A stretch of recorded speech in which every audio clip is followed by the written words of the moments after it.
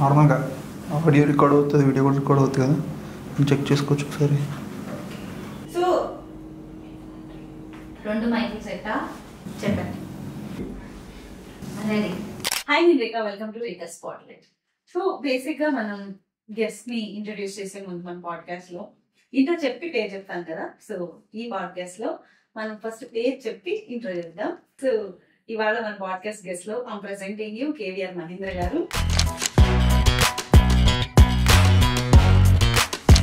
ఇప్పుడు ఇంట్రోకి వస్తే is a director of the divine film. Jeevitha గారు డివైన్ అన్నారు అందుకే. సో బేసిక్ గా తెలంగాణ స్టేట్ ఫామ్ అయిన తర్వాత దాంట్లో నుంచి వచ్చిన తెలంగాణ బేస్డ్ గా వచ్చిన కొంతమంది డైరెక్టర్స్ లో contemporary writers and directors list తీసుకుంటే Mahendra garu is one of the top most. My guest Mahendra garu, what's up, how you? ఎలా ఉంది రేఖాస్ స్పాట్లైట్? బాగుంది, నడుస్తుంది. Congrats. Thank you so much and thank you so much for being on my show. Thank you, welcome my opportunity. So ఎక్కడి నుంచి start చేద్దాం? Contemporary నుంచి start చేద్దామా, controversy నుంచి స్టార్ట్ చేద్దాం? అలా ఆప్షన్స్ ఉన్నాయా? మీ ఇష్టం అయితే. నా ఇష్టం అంటారా? ఓకే. సో మీరు ఎలాగో కాంటెంపరీ డైరెక్టర్ కాబట్టి ఇందాక అన్నట్టు జీవిత గారు ఈ సినిమాని ఒక డివైన్ సినిమా అన్నట్టు, ఇంత డివైన్ సినిమా చేయడానికి మీ మోటివేషన్ ఏంటి, మీ ఇన్స్పిరేషన్ ఏంటి ఆ టైంలో? నాకు సినిమా గురించి ఎక్కువ తెలియకపోవడం, ఆర్గానిక్ అంటే లైఫ్ లో నుంచి ఎక్కువ పట్టుకొని దాన్ని స్క్రీన్ కి అడాప్ట్ చేసిన దాంట్లో నుంచి అది క్యాప్చర్ అయిందని చెప్పొచ్చు. దర్శన విషయానికి వస్తే సినిమా ప్రభావం ఉన్నప్పటికీ నిజ జీవితంలోని మన బ్రెయిన్ లో చిన్నప్పటి నుంచి పుట్టి పెరిగిన పరిస్థితుల్లో నుంచి ఉంటాయి కదా, వాటిని పొల్యూట్ కాకుండా చేయడానికి ఎక్కువ ట్రై చేశాను. దానివల్లనే అది బాగా హెల్ప్ అయింది. ఆ సినిమాని అలాగే చెప్పాలి. అందుకోసమే ఇప్పుడు అందరూ దాని గురించి మనం మాట్లాడతారు అని అంటే ఆ హానెస్టీ ఉంటది, వితౌట్ ఫిల్టర్స్ అన్నట్టుగా ఉంటుంది.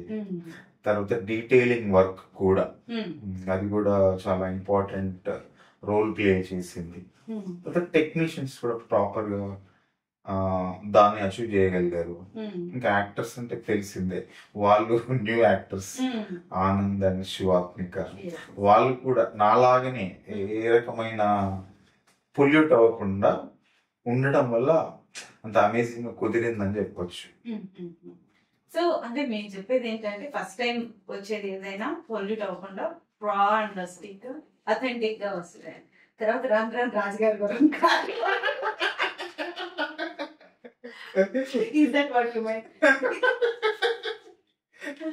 ఏమో కానీ అంటే మనం ఏం చెప్పాలి అని అనుకునే దానికంటే ప్రేక్షకులకి ఏం చెప్పాలి, వాళ్ళు ఏది చూస్తారు, ఏది కొంటారు అనేది డామినేట్ చేస్తూ ట్రేడ్ అనేది ఉంటుంది కదా, దాన్ని ఎక్కువ బ్రెయిన్ లోకి వచ్చేస్తుంది. అది వచ్చేసి ఆ ప్రయారిటీస్ ఎక్కువ పెరిగిపోయి తెలియకుండా ఎక్కడో ఒక రెగ్యులర్ దాంట్లోకి వస్తారేమో, అందరిని కాదు కానీ మాక్సిమం. అది రాకుండా వాళ్ళ తనదైన శైలిని అలాగే స్టిక్ అని ఉండడం గొప్ప విషయం. అలా వస్తే చాలా బాగుంటుంది ఏ ఫిల్మ్ మేకర్ కైనా. అదే ఒక మన ప్రత్యేకతను స్టాండౌట్ చేసి ఉంచడానికి కారణం. సో మీ దృష్టిలో కాంటెంపరీ అంటే ఏంటి? ఫిలిమ్స్ మాట్లాడేది అది రాతల్లో కానీ చూపించడంలో కానీ అంటే దానికి ఎగ్జాక్ట్ గా చెప్పడానికి ఏమి ఉండదేమో. ఇప్పుడు నేను ఫీల్ అయింది, నేను ఒక కళ అంటాను అంటే ఒక దర్శకుడిగా ఏదైనా రాస్తాను, అది ఏ విషయమైనా కావచ్చు, నేను రాస్తాను, నేను దాన్ని చెప్తాను. ఈ రోజు నా మైండ్ సెట్ ప్రకారం అది డెలివరీ అవుతుంది. అది కాంటెంపరీగా కాదా అనేది నాకు కూడా తెలియదు. నేను అనుకున్నది చెప్పడం, దాన్ని చూసిన వాళ్ళు చెప్పాలేమో.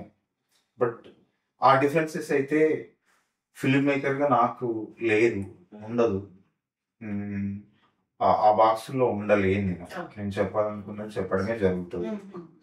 సో అంటే honesty and authenticity are the new age definitions of contemporary అని చెప్పచ్చు. ఏమో అది నేను ఎగ్జాక్ట్ గా చెప్పలేను. అంటే నేను ఫీల్ అయింది, నేను దర్శకుడుగా నేను ఏదైతే చూసానో ఇన్సైడ్, దాన్ని ఎగ్జాక్ట్ గా స్క్రీన్ మీదకి అడాప్ట్ చేస్తాను. అది ప్రాపర్ గా వస్తే ఇంకా నేను నా బెస్ట్ అనమాట. అది మీరు యాక్సెప్ట్ చేయొచ్చు, చేయకపోవచ్చు. సో అంటే ఇప్పుడు కాంటెంపరీ మాట్లాడుకుంటాం కాబట్టి, ఇప్పుడు మీరే అన్నారు కదా వాళ్ళలో కొత్త వాళ్ళు కూడా పొల్యూట్ అవ్వకుండా వచ్చినప్పుడే అథెంటిక్ గా ఉంటది అని. సో ఇప్పుడు అలాంటి వాళ్ళని చూస్ చేసుకోవడంలో ఇప్పుడు కేవీఆర్ మహేంద్ర గారు ఒక సినిమా చేస్తున్నారు, దానికి యాక్టర్స్ ని వెతుకుతున్నారు. What he will see in I mean female గానీ మేల్ గానీ, ఏది చూసి వీళ్ళు ఈ క్యారెక్టర్ కి కరెక్ట్ గా యాక్ట్ అవుతారు, సెట్ అవుతారు అని మీకు అనిపించింది? ఒకటి అంటే రైటింగ్ స్టేజ్ లోనే జరుగుతుంది అది. మనకి ఎక్కడో తెలియకుండా సబ్ కాన్షియస్ లో ఉంటారు ఎవరో, అది మనకు కూడా తెలియకపోవచ్చు. రాస్తున్న ప్రాసెస్ లో తెలియచ్చు, తెలియకపోవచ్చు. మన లైఫ్ లో ఎవరో ఎదురుపడే ఎవరో ఉంటారు, వాళ్ళని మనం రాస్తాం, వాళ్ళని క్యారెక్టర్స్ గా రాస్తాం. సో అది మనకు రాసాక కూడా తెలియకపోవచ్చు, ఫలాని వల్ల ఈ క్యారెక్టర్ రాసాం అని. వాళ్ళ కోసం వెతుకుతుంటాం మళ్ళీ రియల్ లైఫ్ లో, దానికి దగ్గరగా ఉండడం. అలాంటి వాళ్ళని వెతుకుతూ ఉంటాం. అది బాగా మ్యాచ్ అయితే ప్రాపర్ గా ఏది రాసాడో అది వస్తుంది. అది మిస్ మ్యాచ్ అయినప్పుడు ఎక్కడో క్యారెక్టర్ పోతుంది. అది ఆడియన్స్ కి తెలియదు, కానీ ఫిల్మ్ మేకర్ కి తెలుస్తుంది. ఎక్కడో తప్పు జరుగుతుంది, నేను అనుకున్నట్టు రావట్లేదు. సో అదే ఇప్పుడు మీరు దొరసానితో డెబ్యూ చేసినప్పుడు మీ క్యారెక్టర్స్ లో ఆనందనే ఎందుకు పెట్టుకోవాలనుకున్నారు, శివాత్మికనే ఎందుకు కనిపించింది మీరు రాసేటప్పుడు? వీళ్ళిద్దరు ఎలా కనిపించారు? అంటే ఆ కథ రాస్తున్న దశలో కొత్త వాళ్ళతోనే చెయ్యాలి. ఆ కథ ఎస్టాబ్లిష్డ్ వాళ్ళతో వర్కౌట్ అవ్వదు, అది జనరేట్ అవ్వదు, కొత్త వాళ్ళతోనే జరగాలి. ఫస్ట్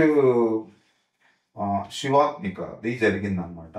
మదర్ శ్రీధర్ గారు అన్నారు, బ్రదర్ జీవిత గారు వాళ్ళ డాటర్ ని ఇంట్రడ్యూస్ చేయాలి అని అనుకుంటున్నారు, ఒకసారి నువ్వు అనుకుంటున్నట్టుగానే ఉంది, నేను చెప్తేనైతే ఒకసారి నువ్వు కలిసి చూసిన తర్వాత కథ చెప్పు అన్నట్టు జరిగింది. అది ఆ ప్రాసెస్ జరుగుతున్నప్పుడు నేను వాళ్ళ ఇంటికి వెళ్ళినప్పుడు ఆ అమ్మాయికి డోర్ తీసుకొని వచ్చింది శివాత్మిక. విత్ ఇన్ సెకండ్ అసలు నేను చూసిన దొరసానే ఇక్కడ కనబడింది, ఒక మ్యాజిక్ అనమాట. కరెక్ట్ గా తను 17-18 years ఏజ్ గ్రూప్ లోనే ఉంటుంది. నేను కథలో క్యారెక్టర్ కూడా ఆ ఏజ్ గ్రూప్ లోనే ఉంటూ ఇన్నోసెంట్ గా ఉండి ప్రపంచం తెలియని కైండ్ ఆఫ్ గర్ల్ ఎగ్జాక్ట్ గా అనమాట. నేను ఆ క్యారెక్టర్ వస్తుంది అనిపించింది. అంత మ్యాజిక్ జరిగింది. తర్వాత ఇంకా మంచి పర్ఫార్మర్ కదా, ఒక హీరోయిన్ కి కూతురు, తను మంచి పర్ఫార్మర్, అన్ని తెలుసు, ఆ నాలెడ్జ్ పూర్తిగా ఉంటుంది, తనకి టెక్నికల్ నాలెడ్జ్ ఉంటుంది. తర్వాత ఆన్ స్క్రీన్ బిహేవ్ చేసే దాంట్లో కూడా అంత ప్రాపర్ గా ఉంటుంది. కాబట్టి అచ్చు గుద్దినట్టు దిగింది శివాత్మిక వైపు నుంచి. ఆనంద్ ఏమో ఈ ప్రపోజల్స్ జరుగుతున్నప్పుడు తను ఇంకా ఇండియా రాలేదు, యుఎస్ లో ఉండి తన జాబ్ చేస్తున్నారు. అప్పుడు విజయ్ దేవరకొండ గారికి ఒక మంచి బ్లాక్ బస్టర్ వచ్చింది అప్పుడే. సో తను అంటే స్టాండ్ అయ్యాడు అని అనుకుంటున్నారు వాళ్ళ ఫ్యామిలీ. అప్పుడే ఆనంద్ ఇండియాకి వస్తున్నాడు, తను కూడా యాక్టర్ అవ్వాలనుకుంటున్నాడని తెలిసిందనమాట. అది కూడా భరత్ కమ్మ అని ఫ్రెండ్, డియర్ కామ్రేడ్ డైరెక్టర్, తను ఒక రోజు ఫోన్ చేసి మహేంద్ర ఏదో కథ జరుగుతుందంట, సంథింగ్ ఏదేదో అంటే అవును, వర్ధన్ గారు ఒకసారి కథ చెప్పగలుగుతాం అన్నారు. వర్ధన్ గారు అంటే విజయ్ దేవరకొండ ఫాదర్. సో విజయ్ దేవరకొండ తమ్ముడు వస్తున్నాడు ఇండియాకి, తను కూడా యాక్టర్ అవ్వాలనుకుంటున్నాడు. సో ఇట్లా విన్నాము, ఏది అంటే సరే. అప్పుడు ఆ పరిస్థితుల్లో నుంచి వర్ధన్ గారికి వెళ్ళి చెప్పారు. అంటే ఆ సమయానికి, ఇంకా నేను చెప్పే సమయానికి ఆనంద్ కూడా వచ్చేసి ఒక షార్ట్ టర్మ్ ఏమంటారు ట్రైనింగ్ చేశాడు, యాక్టింగ్ వినయ్ వర్మ గారి దగ్గర ట్రైనింగ్ చేశాడు. ఫస్ట్ తనను చూడడం, అంతకంటే ముందు వెంకట సిద్ధారెడ్డి గారు ఫోటో పంపించాడు. ఆనంద్ ఎక్కడో యుఎస్ లో ఏదో బీచ్ పక్కన చిన్న పిల్లలాగా ఉందన్నమాట, తమ్ముడు ఇతనే అని పంపించాడు. చూసా కానీ నాకు ఒక జడ్జిమెంట్ రాలేదు. ఇంకా వెళ్ళి కథ చెప్పినప్పుడు వర్ధన్ గారు ఆనంద్ ఇద్దరు ఉన్నారు. ఆనంద్ కథ చెప్తా ఉంటే నాకు డైజెస్ట్ అవుతా ఉన్నాడు అనమాట రాజు క్యారెక్టర్. తను కూడా అలాగే ఉంటాడు, ఎక్కడో తెలియకుండా ఇన్నోసెన్స్ ఉంటది. సో అలా ఒక మ్యాజికల్ గా ఆల్రెడీ క్రియేట్ చేయబడ్డట్టు నేచర్ డిసైడ్ చేసినట్టుగా వాళ్ళిద్దరు కాస్టింగ్ జరిగిందని చెప్పొచ్చు. అసలు ఈ నేచర్ డిసైడ్ చేయటం అనే ఫార్ములా ఏంటి? ఏమో నాకు అనిపిస్తూ ఉంటది. అంటే నేను మీ దగ్గర నుంచి కాదు, చాలా మంది దగ్గర నుంచి విన్నాను. అంటే మనం ఎఫర్ట్స్ అన్ని పెట్టిన తర్వాత నేచర్ దానికి అది హెల్ప్ చేస్తే ఒక అవుట్పుట్ బయటకు వస్తుంది అంటారు. అంటే సినిమా అనేది పెద్ద విషయం. ఇప్పుడు కోట్లు పెట్టి సినిమా చేయాలి, ఎవరో ఒకరు వాళ్ళ జేబుల్లోంచి తీసి కోట్ల రూపాయలు పెట్టాలి. నేను ఎక్కడో వరంగల్ జయగిరి అనే చిన్న విలేజ్ లోయర్ మిడిల్ క్లాస్ నుంచి వచ్చాను. నాకు ఇక్కడ రూమ్కి రెంట్ కట్టుకోవడానికి డబ్బులు ఉండవు. వాళ్ళు నన్ను నమ్మి సినిమా కోట్లు పెడుతున్నారంటే ఏం జరుగుతున్నట్టు? ఏదో జరుగుతున్నట్టే ఒకటి. తరువాత సినిమా అనేది ఒక్కరు చేసే పని కాదు, 100 మంది కలిసి చేయాలి, ఎంతో మంది నమ్మాలి. ఒక వ్యక్తులు నమ్ముతున్నారంటే వాళ్ళ ఫ్యామిలీస్ డిపెండ్ అయి ఉంటాయి. ఇంతమంది కలిసి ఒక సినిమాని చేస్తారు. ఒక వ్యక్తి చేసినప్పుడు వాడు ఇండివిజువల్ ఐడియాలజీ కావచ్చు, వాడి జేబులో డబ్బులు ఉంటే చేయడం కావచ్చు, తన తన ఫోర్స్ ఉంటే సరిపోతుంది. కానీ ఇక్కడ కొంతమంది ఫోర్స్ కావాలి ఒక సినిమా జరగడానికి. అందుకోసమే అంత ఈజీగా జరగవు. జరిగేదానికి ఏదో తెలియని శక్తి మన లోపల ఉండి ముందుకు నడిపించినట్టుగా అన్ని ఎదురుపడుతూ ఉంటాయి. మనం ఏది కావాలనుకుంటామో అది ఎదురుపడుతూ ఉంటాయి. ఇప్పుడు అది ఈ సినిమాకి ఒక శివాత్మిక ఎదురుపడడం కావచ్చు, ఆనంద్ ఎదురుపడడం కావచ్చు, మధుర శ్రీధర్ గారు కావచ్చు, యశ్ రంగినేని గారు కావచ్చు, సురేష్ బాబు గారు కావచ్చు, వెంకట సిద్ధారెడ్డి గారు కావచ్చు, ఇలా చాలా మంది ఉన్నారనమాట. దీని వెనకాల చాలా ఫ్యామిలీస్ ఉన్నారు, పవర్ఫుల్ పర్సన్స్ ఉన్నారు. వీళ్ళందరూ ఒక కేవీఆర్ మహేంద్ర 4 గోడల మధ్య రాసుకున్న కథ దగ్గర మొదలై ఇంత దూరం వచ్చింది కదా. వీళ్ళంతా నాకు ముందు తెలియదు, నేను సినిమా ఇండస్ట్రీ బ్యాక్గ్రౌండ్ లేకుండా వచ్చిన వాడిని. అయినా జరిగింది అంటే because of only nature. So అసలు ఈ దొరసాని స్క్రిప్ట్ వెళ్ళడానికి, అంటే ఈ స్క్రిప్టే నా డెబ్యూ అవ్వాలి అని మీరు ఎలా డిసైడ్ అయ్యారు? నాకు తెలిసింది కాబట్టి. మనం ఏదైనా కూడా తెలిసిన దాన్ని బాగా చెప్పగలుగుతాం. అంటే ఎవరు కథలు రాసినా కూడా వాళ్ళు ఏదో చూసిందో చదివిందో విన్నదో ఎక్కడో ఇన్స్పిరేషన్ ఉంటది. కానీ నాకు బాల్యంలో బాగా చిన్నప్పుడు ఏవైతే జ్ఞాపకాలు గట్టిగా ఉంటాయో అది స్ట్రాంగ్ గా ఉండడం వల్ల దాన్ని నేను ఎక్కువ రాయగలిగాను. సో ఇది ఒక 5-6 years క్రితం కదా, నా ఏజ్ గ్రూప్ కూడా సపోర్ట్ చేస్తుంది. ఇప్పుడు నా మూడ్ అలా ఉండదు. మళ్ళీ ఒక ఏజ్ మారుతూ ఉంటే మన థాట్స్ కూడా మారుతూ ఉంటాయి, మెచ్యూర్ అయిపోయి. ఇప్పుడు నేను లవ్ స్టోరీ రాస్తే అలా ఉండదు, మళ్ళీ దొరసాని రాసినా అలా ఉండదు, వేరే లవ్ స్టోరీ రాసినా కూడా అలా ఉండదు, మెచ్యూర్ గా ఉంటుంది. ఇప్పుడు అది ఇన్నోసెన్స్ ఉంది కదా క్యారెక్టర్స్ లో. ఇప్పుడు నేను రాస్తే ఆ ఇన్నోసెన్స్ ఉండకపోవచ్చు, కొంచెం తగ్గొచ్చు. ఇప్పుడు క్యారెక్టర్స్ ఆ కపుల్ మెచ్యూర్ గా ఉండడానికి అవకాశం ఉంటుంది. సో నేను చిన్నప్పుడు చూసిన వాటిలో నుంచి అవన్నీ నాకు ఆర్డర్ చేసిన కథ అది. అంటే మా ఊర్లో పల్లెటూరు, నేను స్కూల్కి వెళ్తూ వస్తూ ఉండేటువంటి పెద్ద దొర గడి ఉండేది, పెద్ద వాళ్ళు ఇట్లా చూడాలన్నమాట. వాళ్ళు ఆ లోపల ఏముండొచ్చు అనే క్యూరియాసిటీ ఉంటుంది కదా. దొరసాని పెద్ద గేట్, అటువైపు చూడాలంటేనే భయపడే మనుషులు, అలా దొర వస్తున్నాడు అని అంటే ఆ స్ట్రీట్ అంతా అటెన్షన్ అవ్వడము, ఇవంతా నేను చిన్నప్పుడు చూశాను అనమాట. సో దాంట్లో నుంచి ఏముంటది లోపల, దొరలు ఉంటారు, దొరసాని ఉంటారు, టీనేజ్ దొరసాని ఉండొచ్చు కదా. నాకు అది ఇంట్రెస్ట్ అవుతుంది కదా ఎక్కడ తెలియకుండా. అది కంపోజ్ అవుతూ ఇట్లా మా ఇల్లు ఊరు మధ్యలో, ఊర్లో మెయిన్ పాయింట్ లో ఉంటది మా ఊర్లో. అక్కడికి వచ్చి బస్సు మా ఇంటి మీద టర్న్ అయి వెళ్ళిపోతుంది అనమాట. ఇప్పుడు మీరు అడుగుతుంటే నాకు రీకలెక్ట్ అవుతుంది. యాక్చువల్గా నాకు కూడా తెలియదు నేను ఎందుకు రాసుకుంటానంటే, నాకు కూడా తెలియదు, కానీ ఇప్పుడు నాకు రీకలెక్ట్ అవుతుంది. బస్సు ఎక్కడానికి ఎవరైనా ఒక దొరసాని వస్తే వాళ్ళు ఎక్కడ కూర్చోవాలి, వచ్చేవారికి మా ఇంటి దగ్గరే కూర్చోవాలి. అట్లా వాళ్ళు కాలేజీకి వెళ్ళినప్పుడు వాళ్ళు కార్లో వెళ్ళేవాళ్ళు కావచ్చు. కానీ ఎప్పుడైనా బస్సు ఎక్కాలంటే, ఆర్టీసీ బస్సు ఎక్కాలంటే అది పొద్దున ఒకసారి సాయంత్రం ఒకసారి వస్తుంది. ఆ దొరసానికి వచ్చినప్పుడు 9 గంటలకు బస్సు వస్తుంది అంటే కొంచెం ముందు వచ్చి కూర్చుంటారు కదా, అది మళ్ళీ వెళ్ళిపోతుంది కదా బస్. కొంచెం ముందు వచ్చి కూర్చుంటారు కదా, వాళ్ళు ఎక్కడ కూర్చుంటారు? మా ఇంటి దగ్గర కూర్చుంటారు, మా ఇంట్లో కూర్చుంటారు వెయిట్ చేయడానికి. సో ఆ దొరసాన్లను, ఆ ఇంటర్మీడియట్ ఏజ్ లో ఉన్న దొరసాన్ని నేను చూసినట్టు నాకు గుర్తొస్తుంది. అది దేవకి అనే క్యారెక్టర్ లాగా ఫామ్ అయ్యి దొరసాని అయిందని. అయితే మీరు అలా వచ్చేవాళ్ళు చూసేవాళ్ళు అయితే మా ఇంట్లోనే కూర్చునేవాళ్ళు కదా. నేను చాలా చిన్నవాడిని కానీ జ్ఞాపకాలు అలాగా ఉండిపోయి క్యారెక్టర్ అయ్యింది. సో అయితే ఇంత ఎఫర్ట్ పెట్టి చేశారు కదా దొరసాని, దీని సెకండ్ సినిమాకి వచ్చేసరికి ఎందుకు కొంచెం తడబడ్డట్టు అనిపించింది? తడబడడం కాదు,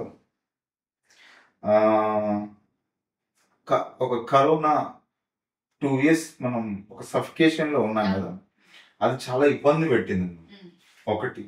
రెండో విషయం, ఇమ్మీడియట్లీ ఏం చేయాలనే క్లారిటీ లేదనమాట. అంటే దొరసానికి ఒక మంచి రికగ్నైజేషన్ వచ్చింది, మళ్ళీ ఆ స్కేల్లోనే ఉండాలి, ఏ డైరెక్షన్ లో ఏ కైండ్ ఆఫ్ స్క్రిప్ట్ చేయాలి అనేది ఒక చిన్న సందిగ్ధత ఉంది. క్రైమ్ డ్రామా చేయాలని అనుకున్నాను. అనుకుని దానికి సంబంధించిన ఏవేవో రాస్తున్నాను, మళ్ళీ తెలిసిన అనుభవాల్లో నుంచి ఏవో రాస్తున్నాను. అది ఎక్కడో టైం తీసుకుంటా ఉంది. 1 year జరిగింది, అట్లా జరిగింది. సడన్ గా ఒకరోజు సూర్య అంతకంటే ముందు నాకు తెలుసు, సూర్య వచ్చి అన్న ఒక చిన్న ఐడియా మీకు చెప్పాలి అన్నట్టు అంటే, సరే అని ఇంట్లో నుంచి బయటికి వెళ్ళి ఒక కాఫీ షాప్ లో కూర్చున్నాం అనమాట. ఆ సఫికేషన్ దాంట్లోంచి కూర్చుంటే ఒక 2-3 గంటలు చెప్పాడు. తన బ్రెయిన్ లో ఏది ఉందో మొత్తం చెప్పాడు. అంటే నా దగ్గర ఆ ఫ్రీడమ్ ఉంటది, సూర్య ఒక మంచి కమ్యూనికేషన్ ఉందన్నమాట. మొత్తం చెప్పాడు. చెప్పిన తర్వాత అది నేను అనుకున్నది ఏవో ఇందులో ఆ ఎలిమెంట్స్ ఇందులో ఉన్నాయి, క్రైమ్ అనేది మ్యాచ్ అయింది. ఇది క్రైమ్ కామెడీ, నేను అనుకుంటున్నది క్రైమ్ డ్రామా, ఇది క్రైమ్ కామెడీ, కానీ నేను అనుకుంటున్నది ఎక్కడో మ్యాచ్ అవుతుంది. సో దీన్ని నేను ఎందుకు చేయకూడదు? ఎవ్రీథింగ్ రెడీ, ప్రొడ్యూసర్ ఈ డెవలప్ చేస్తే స్క్రిప్ట్ మంచిగా అవుతుంది అనే లెవెల్లో ఉన్న స్క్రిప్ట్, యాక్టర్స్ అంత సెటప్ అయి ఉంది కదా. నా ఇంటికి వచ్చి డోర్ కొడుతున్నప్పుడు నేను ఓపెన్ చేయకపోతే రాంగ్ అని నాకు అనిపించింది. చెక్ చేసేస్తాను. అది దానికి వేరే ఏం లేదు, అదొక నాకు ఎక్స్పీరియన్స్ అనమాట. ఇది ఫుల్ ఫ్లెడ్జ్డ్ కమర్షియల్ అనుకొని చేశాను. ఏదేమైనా కూడా నా కైండ్ ఆఫ్ సెన్సిబిలిటీస్ అక్కడక్కడ టచ్ అవుతాయి, కానీ నేను రాసిన కథ కాదు కదా. సో దాని వల్ల వేరుగా అనిపించవచ్చు. ఇప్పుడు నా సినిమా అది ఫస్ట్ అయితే మళ్ళీ మేకప్ క్వశ్చన్ ఉండదు, ఇది ఇలా తీస్తారు అనేది ఉంటది. ఆ దొరసాని ముందు ఉండడం వల్ల ఇది కొంత మిస్ మ్యాచ్ అవేగా ఉంది ఏంది అని అనిపించవచ్చు. అయితే బేసిక్ గా ఇప్పుడు ఆడియన్స్ లో కూడా, ఇప్పుడు నేను అనుకోండి క్రైమ్ థ్రిల్లర్స్ ఇష్టపడతాను నేను, కొంతమంది రామ్ కామ్ ఇష్టపడతారు. ఇట్లా అంటే మోస్ట్ ఆఫ్ ది ఆడియన్స్ వాళ్ళకి ఒక్కొక్క జానర్నే ఇష్టపడతారు కదా. అలానే డైరెక్టర్స్ కూడా ఒక జానర్లోనే ఎక్కువ సినిమాలు చేస్తారు. ఏదో ఒక నంబర్ దాటిన తర్వాత అప్పుడు అనుకుంటారు ఓకే జానర్ మారుద్దాం అని. కానీ మీరు సెకండ్ సినిమాకి కంప్లీట్ గా జానర్ మార్చేస్తారు, ఎందుకు అలాగా? అది ఇప్పుడు ఇందాక చెప్పిన దాంట్లోనే ఆన్సర్ ఉంది. రెడీ టు మూవ్ అనే లాంటి సిచ్యువేషన్స్ అన్నీ ఉన్నాయి. అంటే డైరెక్టర్ వెతుక్కుంది ఆ సిచ్యువేషన్ అంతా. అది కూడా మళ్ళీ నేచరే. నేను మధ్యలో జాయిన్ అయ్యాను, డైరెక్టర్ క్యాప్టెన్ కదా, కానీ నేను మధ్యలో ఆల్మోస్ట్ అది స్టార్ట్ అయ్యి రెడీగా ఉన్న దాంట్లో నన్ను వెళ్ళి తీసుకెళ్లి ఆ డ్రైవర్ సీట్ లో కూర్చోబెట్టాను. నేను డ్రైవ్ చేయడం స్టార్ట్ చేస్తాను అనమాట. దాన్ని మిస్ అవ్వద్దు అనుకున్నా. అంటే స్టోరీ టెల్లర్ నేను, ఏదైనా చెప్పగలగాలి, చెప్తాను. ఆ కెపాసిటీ నాకు ఉంది. మీరు అన్నట్టు ఒక కలర్ లో డిఫరెంట్ టింట్స్ ఉంటాయి. మళ్ళీ ఒక ఫిల్మ్ మేకర్ ఒక రకమైన సినిమా చేస్తాడు, అందులోనే వేరుగా కనబడుతూ ఉంటాయి. నేను లవ్ స్టోరీ చేశాను, ఇది క్రైమ్ కామెడీ కాబట్టి ఎక్కువ కనబడుతుంది, కానీ నాకు నేనుగా చేసుకున్న ఎక్స్పెరిమెంటే అది. నేను అనుకోని తీసుకున్న డెసిషనే. నేను అనుకున్నాను అనమాట ఇది చాలా వేరుగా ఉంటది, కానీ నేను ఇది కూడా చేయగలుగుతా అనేది నాకు బలంగా ఉందన్నమాట లోపల.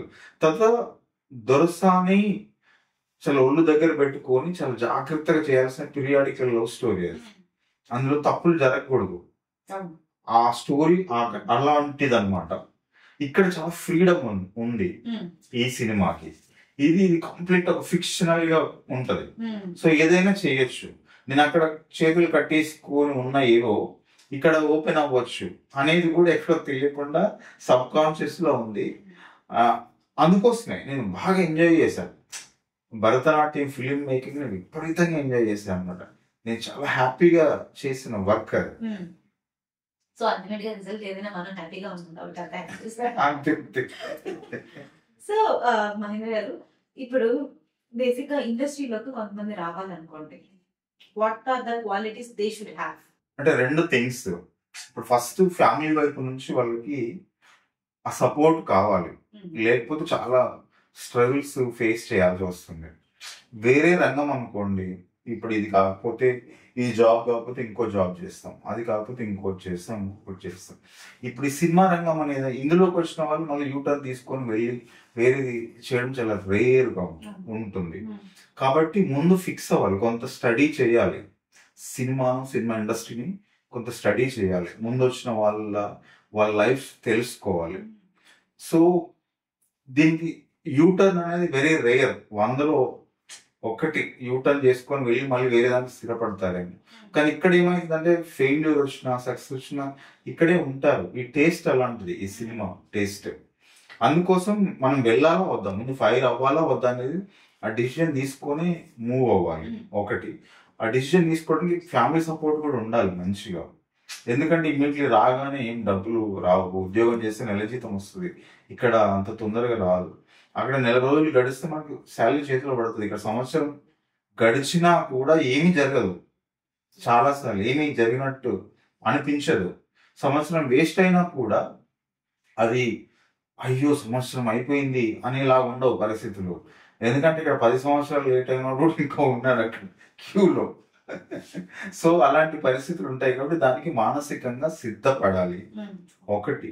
రెండోది, విపరీతంగా అది ఉండాలన్నమాట, జిగులు ఉండాలి. ఎలాంటి పరిస్థితులైనా కూడా నేను స్టాండ్ అయ్యి చేస్తాను. అట్లాంటి వాళ్ళే ఇక్కడ ఉండడానికి అవకాశం ఎక్కువ. విపరీతమైన కాంపిటీషన్ ఉంటుంది.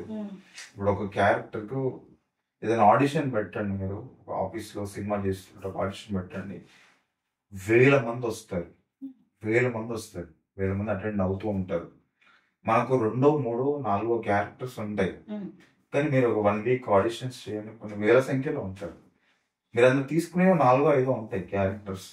అంతకంటే ఎక్కువ ఆ స్టోరీ వరల్డ్ స్పేస్ ఉండదు కదా. చూడండి, అంటే మనకే అర్థమవుతుంది. చూడండి, ఎంత ఎక్కువ మంది సినిమా నమ్ముకొని వర్క్ చేస్తూ ఉండడానికి పోటీ పడుతున్నారు. సో దానికి మానసికంగా సిద్ధపడాలి, లేకపోతే చాలా డిసప్పాయింట్ అవ్వాల్సి వస్తుంది. సో అంటే ఇప్పుడు బేసిక్ గా అమ్మాయిలు రావాలనుకోండి, అంటే సినిమా ఇండస్ట్రీ అంటే కాస్టింగ్ కౌచ్లు ఉంటాయి, నీటు మూమెంట్లు ఇవన్నీ మొన్న వచ్చాయి. కానీ కాస్టింగ్ కౌచ్ అయితే not only in cinema, every other field లో ఉంది.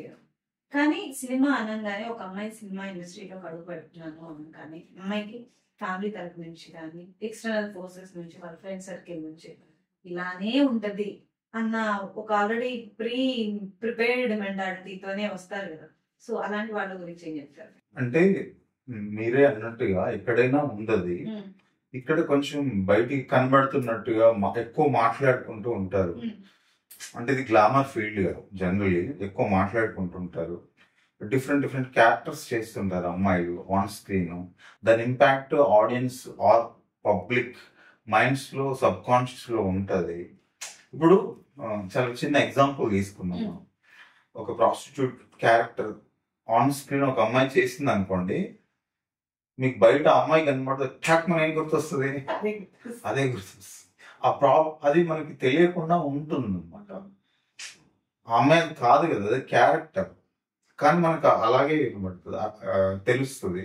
ఒక విలన్ క్యారెక్టర్స్ చేసే పర్సన్స్ ఉన్నారు, వాళ్ళు బయట కనబడగానే, రామరెడ్డి పాత యాక్టర్ ఉన్నాడు, కనబడగానే మనకి వీడ అని అనిపించేస్తుంది.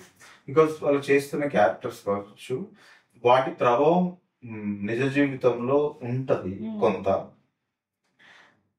ఇక్కడ అది లేదా మరి అంటే కూడా ఉంది.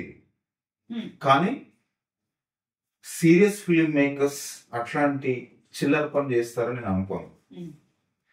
సినిమాని వాళ్ళకి సినిమాని ఎంత బాగా తీయాలి, సినిమాని ఇలా బాగా సేల్ చేయాలి, దాని ద్వారా మంచి గుర్తింపు ఎలా పొందాలనేది గోల్ ఉంటుంది ఆ ఫీల్డ్. అంటే డైరెక్టర్, ప్రొడ్యూసర్, యాక్టర్ ఎవరైనా వాళ్ళకి అదే ఉంటుంది.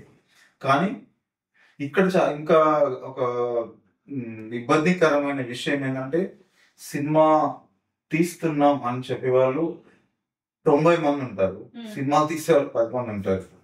అది కూడా ప్రాబ్లం వస్తుంది. సో సినిమా తీస్తున్నామని చెప్పి రకరకాలుగా వేరే వేరే వేషాలు వేసే వాళ్ళకి ఇప్పుడు సినిమా పట్ల ఆ రెస్పెక్ట్ ఉండదు, వాళ్ళకి ఆ వృత్తి పట్ల అదేమి ఉండదు, దాని ద్వారా ఏదో చేయాలనేది కాదు కదా వాళ్ళ జర్నీ. సో వేరే వేరే విషయాలు వీటి మీద ఫోకస్ చేసి ఈ బదనాం జరగడానికి ఎక్కువ కారణం అవుతూ ఉంటారు వాళ్ళు. తెలియకుండా ఇప్పుడు కొత్తగా వచ్చిన గర్ల్స్ సినిమా ఇండస్ట్రీకి వస్తారు, వాళ్ళకి ఏది మంచి ఏది చెడు తెలియదు. ఆడిషన్స్ అనేసరికి ప్రతి దగ్గరికి వెళ్తేనే కదా తెలుస్తుంది వాళ్ళు ఏం ఫిల్మ్ మేకర్స్ అనేది. ఇంకా కొత్తగా వచ్చిన వాళ్ళకి ఇలానే ఉంటుందేమో అనే అవకాశం కూడా ఉంటది. సో అక్కడ తప్పులు జరిగే అవకాశం ఉంటుంది, వాళ్ళు చీట్ చేసే అవకాశం ఉంటుంది. ఇది అంటే చాలా ప్రాపర్ గా వచ్చి సినిమాలో ఏదో ఒకటి అవ్వాలని ప్రాపర్ ఒక నాలెడ్జ్ తో వచ్చే గర్ల్స్ నాకు చాలా మంది తెలుసు. వాళ్ళు ఎలాంటి తప్పులు చేయకుండా చాలా ప్రాపర్ గా సిన్సియర్ గా ఉండి, నా టాలెంట్ ఉంటే ఆ టాలెంట్ ద్వారానే నాకు క్యారెక్టర్ వస్తుందని వాళ్ళు దానికి కట్టుబడి ఉండి ప్రయత్నాలు ఇయర్స్ గా చేసి సక్సెస్ అయిన వాళ్ళు చాలా మంది ఉన్నారు. అట్ ద సేమ్ టైం ఒక ప్రాబ్లం ఏంటంటే, సినిమా ఇండస్ట్రీకి వచ్చే కొంతమంది అమ్మాయిలు ఉంటారు, వాళ్ళు మనం అన్ని సమర్పిస్తేనే క్యారెక్టర్ ఇస్తారని ముందే ఫిక్స్ అయ్యేస్తారు. అదే ఐ ఆల్వేస్ వండర్. ఇప్పుడు ఇట్లాగా వచ్చే వాళ్ళు అంటే ఆ ఫిల్మ్ మేకర్స్, ప్రొడ్యూసర్స్ ఎవరైతే ఉన్నారో అప్పటి వరకు కొంత వేల మందిని చూసుంటారు కదా, మళ్ళీ వీళ్ళ దగ్గర నుంచి కూడా అదే ఎక్స్పెక్ట్ చేస్తారు అని వీళ్ళు ఎందుకు అనుకుంటారు? లేకపోతే అట్ సైడ్ నుంచి ఆ పాయింట్ నుంచి వస్తే, మేకర్స్ పాయింట్ నుంచి వస్తే, వాళ్ళు ఒకవేళ అలాంటి వాళ్ళే అనుకోండి, అంతమందిని చూసిన తర్వాత కూడా కొత్తగా ఏముంటది అనుకోవచ్చు. సో అంటే ఫిల్మ్ మేకర్స్ వైజ్ నుంచి చూసినప్పుడు ఫిల్మ్ మేకర్స్ అని అనలేము వాళ్ళని. సో వాళ్ళు దానికోసమే వెయిట్ చేస్తూ ఉన్నప్పుడు వాళ్ళకి అదొక వ్యసనం అనుకోవచ్చేమో, అందులోనే ఆనందం పొందుతుంటారేమో. సో వాళ్ళు వేసే వాళ్ళు ఎవడైనా ఉంటే వాడు వాళ్ళు వేయడానికి సిద్ధంగా ఉంటాడు, వాడికి కొత్త కొత్త ఎక్స్పీరియన్సెస్ కావాలి. సో దాంట్లో నుంచి డిపెండ్ అయి వచ్చిన గర్ల్స్ ఉంటారు. లేదంటే ఇందాక చెప్పినట్టు ఇలా ఉంటేనే ఆపర్చునిటీస్ ఇస్తారు అని ఎవరైనా ఒక అమ్మాయి ఉంటే వీడికి అదే కావాలి కదా, అక్కడ జరిగిపోతూ ఉంటుంది, మోసం జరుగుతూ ఉంటుంది. కానీ ఏది ఏం మాట్లాడుకున్నా సీరియస్ ఫిల్మ్ మేకర్స్ అట్లా చేయరు, అట్లా చేయడానికి అవకాశం లేదు అంటున్నారు. ఇది చాలా చిన్న విషయం. ఇది సినిమా అనేది వాళ్ళు కోట్లు పెడతారు, దాన్ని ఎంత బాగా సినిమాని చేసి ఆడియన్స్ దగ్గర తీసుకెళ్లి డబ్బులు కలెక్ట్ చేయాలనేది పెద్ద విషయం, వాళ్ళ జీవితాలకు సంబంధించిన విషయం. ఇది చిన్న విషయం, దీని మీద ఏ ఫిల్మ్ మేకర్ కి కాన్సన్ట్రేషన్ ఉండదు. అదర్వైజ్ ఏదైనా జరిగితే అది మ్యూచువల్ అండర్స్టాండింగ్, అది ప్రపంచంలో ఎక్కడైనా జరగవచ్చు కదా, దానికి ఎవరు కాదన్నారు కదా వాళ్ళిద్దరు ఇష్టం ఉన్నప్పుడు. కానీ దోచుకోవడం అనేది సీరియస్ ఫిల్మ్ మేకర్స్ చేయరు అంటున్నారు నా నాలెడ్జ్ గురించి, నాకున్న ఒక 2 సినిమాల నాలెడ్జ్ గురించి. అయితే ఇప్పుడు డైరెక్టర్స్ పాయింట్ తీసుకుంటే, ఫస్ట్ డెబ్యూ డైరెక్టర్స్ మీరు ఆల్రెడీ మ్యారీడ్ గా ఉండి వచ్చారు కదా, కానీ కొంతమంది చిన్న ఏజ్ లో వచ్చేసి వాళ్ళ గ్రాడ్యుయేషన్ అట్లా కంప్లీట్ చేసుకొని వచ్చేసి 4-5 సినిమాల్లో అసిస్టెంట్ గా చేసి తర్వాత వాళ్ళ డెబ్యూ కోసం ట్రై చేస్తారు కదా, అప్పుడు వాళ్ళు పడే స్ట్రగుల్ అది చెప్పండి. ఆ స్ట్రగుల్ గురించి. అది చాలా పెద్దగా ఉంటది. ఇప్పుడు ఇది చాలా మంది, చాలా ఎక్కువ మనుషులు కలిసి చేసే పని ఒకటి. రెండోది మన డబ్బులతో చేస్తున్నది కాదు, వేరే వాళ్ళ డబ్బుల ద్వారా మనం సినిమాని చేయాలి. తర్వాత డైరెక్షన్ అనేది ఒక పార్ట్. డైరెక్షన్ కి మించిన విషయాలు డైరెక్షన్ చేయాల్సిన చాలా పెద్ద విషయాలు వేరే ఉంటాయి.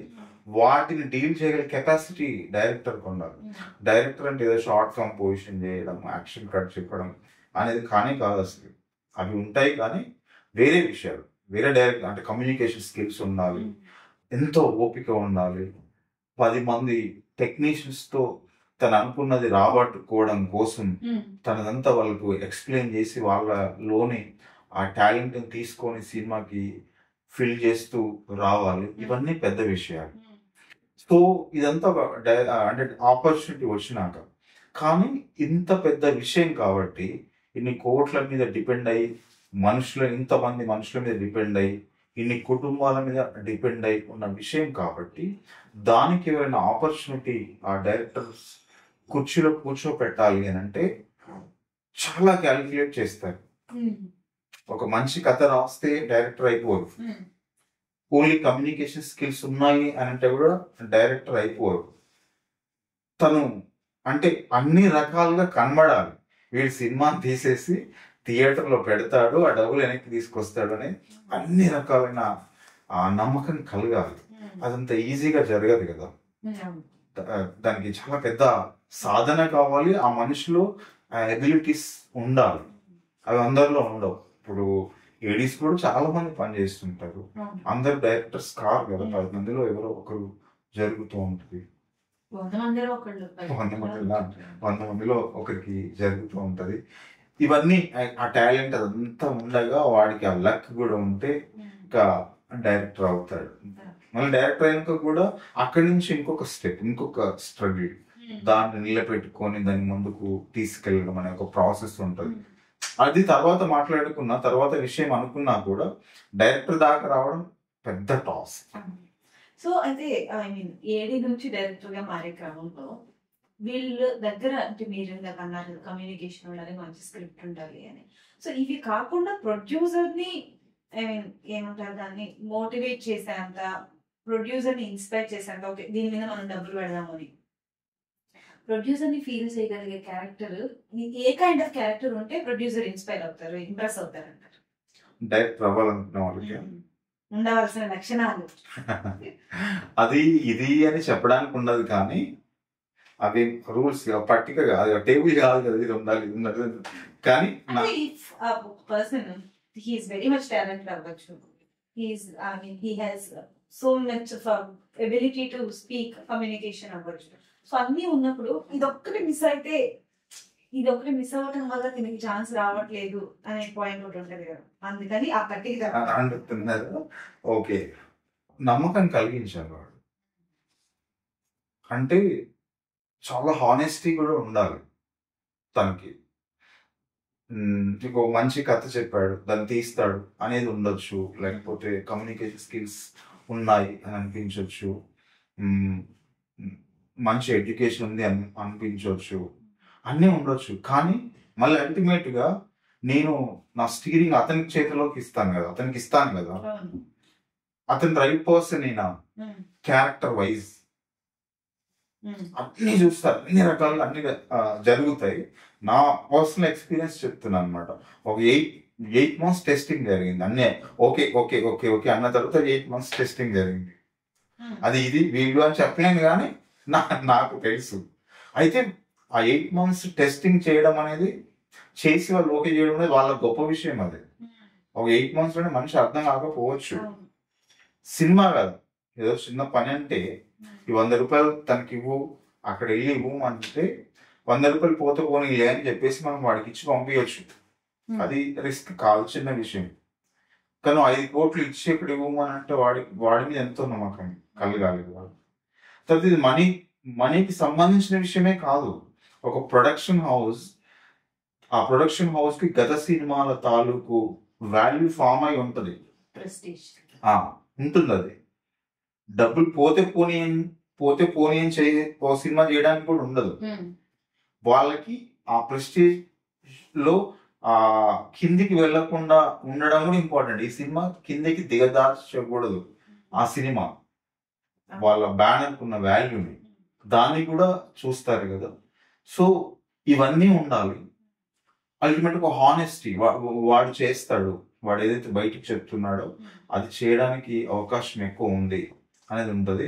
అన్నీ ఉన్నప్పటికీ ఇందులో 100లో ఒక 99 ఒక 1% డౌట్ ఉన్నా కూడా అది ప్రాజెక్ట్ మెటీరియల్ అవ్వదు. అవ్వదు. ఎందుకంటే మీరు 100 మాట్లాడచ్చు, కానీ జేబులోంచి ₹1,00,00,000 తీసి మీ చేతిలో పెట్టా అన్నప్పుడు 100లో ఒక్క 1% డౌట్ వచ్చినా కూడా ఈ రోజు కాకుండా రేపు ఇద్దాం అడ్వాన్స్ అని అనుకుంటాడు. నైట్ మారిపోతుంది, రివర్స్ అవుతుంది. సో ఆ హానెస్టీ కూడా ఉండాలి. ఫిల్మ్ మేకర్కి ఆ హానెస్టీ డెఫినెట్లీ ఉండాలి. ఉంటే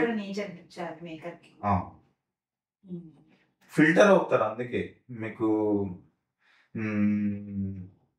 అంటే సినిమా ఇండస్ట్రీ చాలా మంది రావచ్చు, కానీ టాప్ టెక్నీషియన్స్ కొంతమంది ఉంటారు. ఎందుకు ఉంటారు అని అంటే వాళ్ళు అన్ని రకాలుగా ఫిల్టర్ చేయబడిన మెటీరియల్. సో అలానే ఇప్పుడు అయిపోయిన తర్వాత వచ్చే ప్రాబ్లమ్స్ ఎలా ఉంటాయి? వన్స్ డెబ్యూ డైరెక్టర్ అయిపోయారు తర్వాత వచ్చే ప్రాబ్లమ్స్ ఎలా ఉంటాయి? సినిమా రిలీజ్ అయ్యాక కావచ్చు, లేకపోతే మేకింగ్ ప్రాసెస్ అవ్వచ్చు. ఇంకొకటి ఏంటంటే సినిమా చేతిలో ఉంది, అవుట్పుట్, దాన్ని మెటీరియలైజ్ చేయాలి బయటికి అమ్మటం గురించి కానీ అదంతా. ఇక్కడ ఎస్పెషల్లీ మళ్ళీ ప్రొడక్షన్ హౌస్ తాలూకు స్ట్రెంతే పనికి వస్తుంది. ఇప్పుడు డెబ్యూ డైరెక్టర్ అంటే తన సినిమా చేయగలుగుతాడు, కానీ మార్కెట్ ఎలా తెలుస్తుంది? తెలియడానికి అస్సలు ఛాన్సెస్ లేవు. తను ఎన్ని క్యాల్కులేషన్స్ ఉన్నా అవేమి ప్రాక్టికల్ గా ఉండవు. అలా జరగదు ఇక్కడ. వేరే ఉంటుంది ఆ ప్రపంచం అంతా వేరే, అది మనకు తెలియని ప్రపంచం, ట్రేడ్. అందుకోసమే మహానుభావులకు కూడా సినిమా రిలీజ్ టైంకి వాళ్ళు నైట్ నిద్రపోరు, పెద్ద పెద్ద ప్రొడ్యూసర్స్ కూడా. ఎందుకంటే ఎంతో పెద్ద సబ్జెక్ట్ అది. ఎంత అనుభవం ఉన్నప్పటికీ మళ్ళీ ఎక్కడో తెలియని ఒక ఆందోళన, ఒక అభద్రత బాగుంటుంది వాళ్ళ డబ్బులు వాళ్ళకి వెనక్కి వచ్చే దాకా.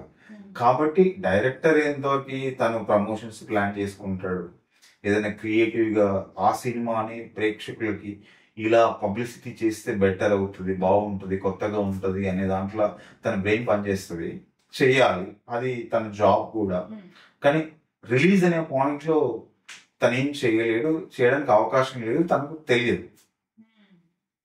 ఎందుకంటే తనకు తెలిసిందంతా సినిమా మేకింగ్ ప్రాసెస్, దానికి అతను యుద్ధం చేయాల్సి వస్తుంది. ఆ యుద్ధం చేసి అక్కడికి వచ్చింది అది. ఈ ప్రాసెస్ లో ఆ సినిమా కంప్లీట్ అయ్యే సమయానికి, సినిమా స్టార్ట్ అయ్యే సమయానికి తనకున్న నాలెడ్జ్కి, సినిమా ఫస్ట్ కాపీ వచ్చి ఉన్న నాలెడ్జ్కి ఏం ఫీల్ అవుతాడంటే, ఇప్పటివరకు నాకు తెలిసింది అనుకున్నదంతా అది కాదు, అసలు సినిమా వేరే అనేది వాడికి అర్థమైంది. అర్థమవుతుంది. ఏ ఫీల్ అయిపోయింది ఆల్మోస్ట్. ఇప్పుడు పెద్ద పెద్ద వాళ్ళకి కూడా ఎవరికైనా ఒక 20 సినిమాలు చేసిన తర్వాత కూడా, అంటే 20 సినిమా ఎడిగా చేసిన డైరెక్టర్ ఫస్ట్ ఫిల్మ్ మేకర్ కి మొదటి సినిమాకి ఎక్స్పీరియన్స్ వస్తుంది. అంటే రెండో సినిమాకి, మూడో సినిమాకి, నాలుగో సినిమాకి సవాళ్ళు ఎదురవుతూ ఉంటాయి, కానీ వేరు సవాళ్ళు ఎదురవుతాయి. ఇంకా వేరే కన్ఫ్యూజన్ ఏమి ఉండదు. తను షైన్ అవుతూ ఉంటాడు స్టోరీ టెల్లింగ్ లో. ఆడియన్స్ కి కథ చెప్పడం, బాగా చెప్పడం, ఆకట్టుకునేలాగా చెప్పడం, పెద్ద హిట్ చేయడానికి ట్రై చేయడం, ఇవి అందులో షైన్ అవుతా ఉంటాడు. మీరు అన్నట్టు ఇప్పుడు దొరసాని ఇన్నోసెన్స్ లో చేస్తాను, ఇప్పుడైతే మెచ్యూర్డ్ గా ఆలోచిస్తాను. అయితే ఒక్కసారి సినిమా అయిపోయిన తర్వాత ఫస్ట్ సినిమాకి సెకండ్ సినిమాకు గ్యాప్ చాలా వచ్చే సిచ్యువేషన్స్ కూడా ఉంటాయి కదా. ఇప్పుడు మీరే తీసుకోండి, దొరసానికి భరతనాట్యంకి చాలా గ్యాప్ ఉంది కదా. ఇలాంటి సిచ్యువేషన్స్ ఎప్పుడు వస్తుంటాయి? అంటే డెబ్యూకి ముందే వాళ్ళ దగ్గర మెటీరియల్స్ అవ్వకపోయినా 2-3 కాన్సెప్ట్లు, స్క్రిప్ట్లు అయితే ఉంటాయి కదా. సో స్క్రిప్ట్ ఉన్నప్పుడు నేను విన్నది ఏంటంటే, వన్స్ డైరెక్టర్ అయిన తర్వాత ప్రొడ్యూసర్స్ వచ్చే ఛాన్స్ ఎక్కువ ఉంటుంది తన దగ్గరికి అని. అలాంటి సిచ్యువేషన్ లో ప్రొడ్యూసర్ పట్టుకోవటం ఈజీ సెకండ్ సినిమాకి, కానీ సెకండ్ సినిమా తీయటం అనేది కష్టతరమైన ప్రాసెస్ కదా. నాకు జరిగిన ప్రాక్టికల్ ఎక్స్పీరియన్సెస్ చెప్తే అన్ని రకాలైన ఆపర్చునిటీస్ ఉన్నాయి. దొరసాని కంటే ముందు నాకు ప్రొడ్యూసర్ కావాలి, లక్కీగా ఆ కథను నన్ను నమ్మారు, అదంతా జరిగింది. రెండో సినిమాకి వచ్చేసరికి, అంటే దొరసాని రిలీజ్ అయిన 1.5 years వరకు కూడా నాకు చాలా మంది ఫోన్ చేసేవాళ్ళు, సినిమా చేద్దాం అంటే నాకు కమిట్మెంట్స్ ఉన్నాయి. ఇప్పుడు నేను చేసిన ప్రొడ్యూసర్స్ తో కూడా కమిట్మెంట్స్ ఉన్నాయి. వాళ్ళు చూశారు, అడ్వాన్స్ ఇచ్చిన ప్రొడ్యూసర్స్ వాళ్ళు చూశారు, కానీ నేను ఎక్కడో తెలియకుండా రెడీ లేను. అది క్రియేటివ్ స్పేస్ లోంచి మళ్ళీ వేరేది కాదు. ఈ కథ చేయాలి, ఇది నెక్స్ట్ దొరసాని తర్వాత ఇది చేస్తే రైట్, ఈ జానరా చేస్తే రైట్. ఆ పకడ్ బందీ ఏదైతే మనకు ఫుల్ ఫ్లెడ్జ్డ్ ఫామ్ అవ్వాలో అది జరగకపోవడం అనమాట. మీరన్నట్టు ప్రొడ్యూసర్స్ రెడీ ఉంటారు, ఆ ఫస్ట్ సినిమా ఏ మాత్రం నేమ్ వచ్చినా ప్రొడ్యూసర్స్ రెడీ ఉంటారు, కానీ డైరెక్టరే రెడీ లేకపోవడం అది ఒక విచిత్రమైన స్థితి. అది చాలా మందికి వస్తుంది, నాకు వచ్చింది అది. బట్ ఇంకా ఇప్పుడు భరతనాట్యం చేశాను కాబట్టి దాని నుంచి మళ్ళీ బయటకు వచ్చినాయి. ఇప్పుడు మళ్ళీ అప్పుడు జరిగిన ల్యాగ్ ఏదైతే ఉందో, ఆ టైం వేస్ట్ అవ్వడం ఏదైతే ఉందో, ఆ ఎక్స్పీరియన్స్ లో నుంచి ఇప్పుడు జాగ్రత్త పడ్డాను. ఇప్పుడు ఆ డిలే జరగదు. సో అసలు కేవీఆర్ మహేంద్ర వరంగల్లో ఒక పల్లెటూరు నుంచి వచ్చిన కేవీఆర్ మహేంద్ర సినిమా డైరెక్టర్ అవ్వాలని ఎందుకు?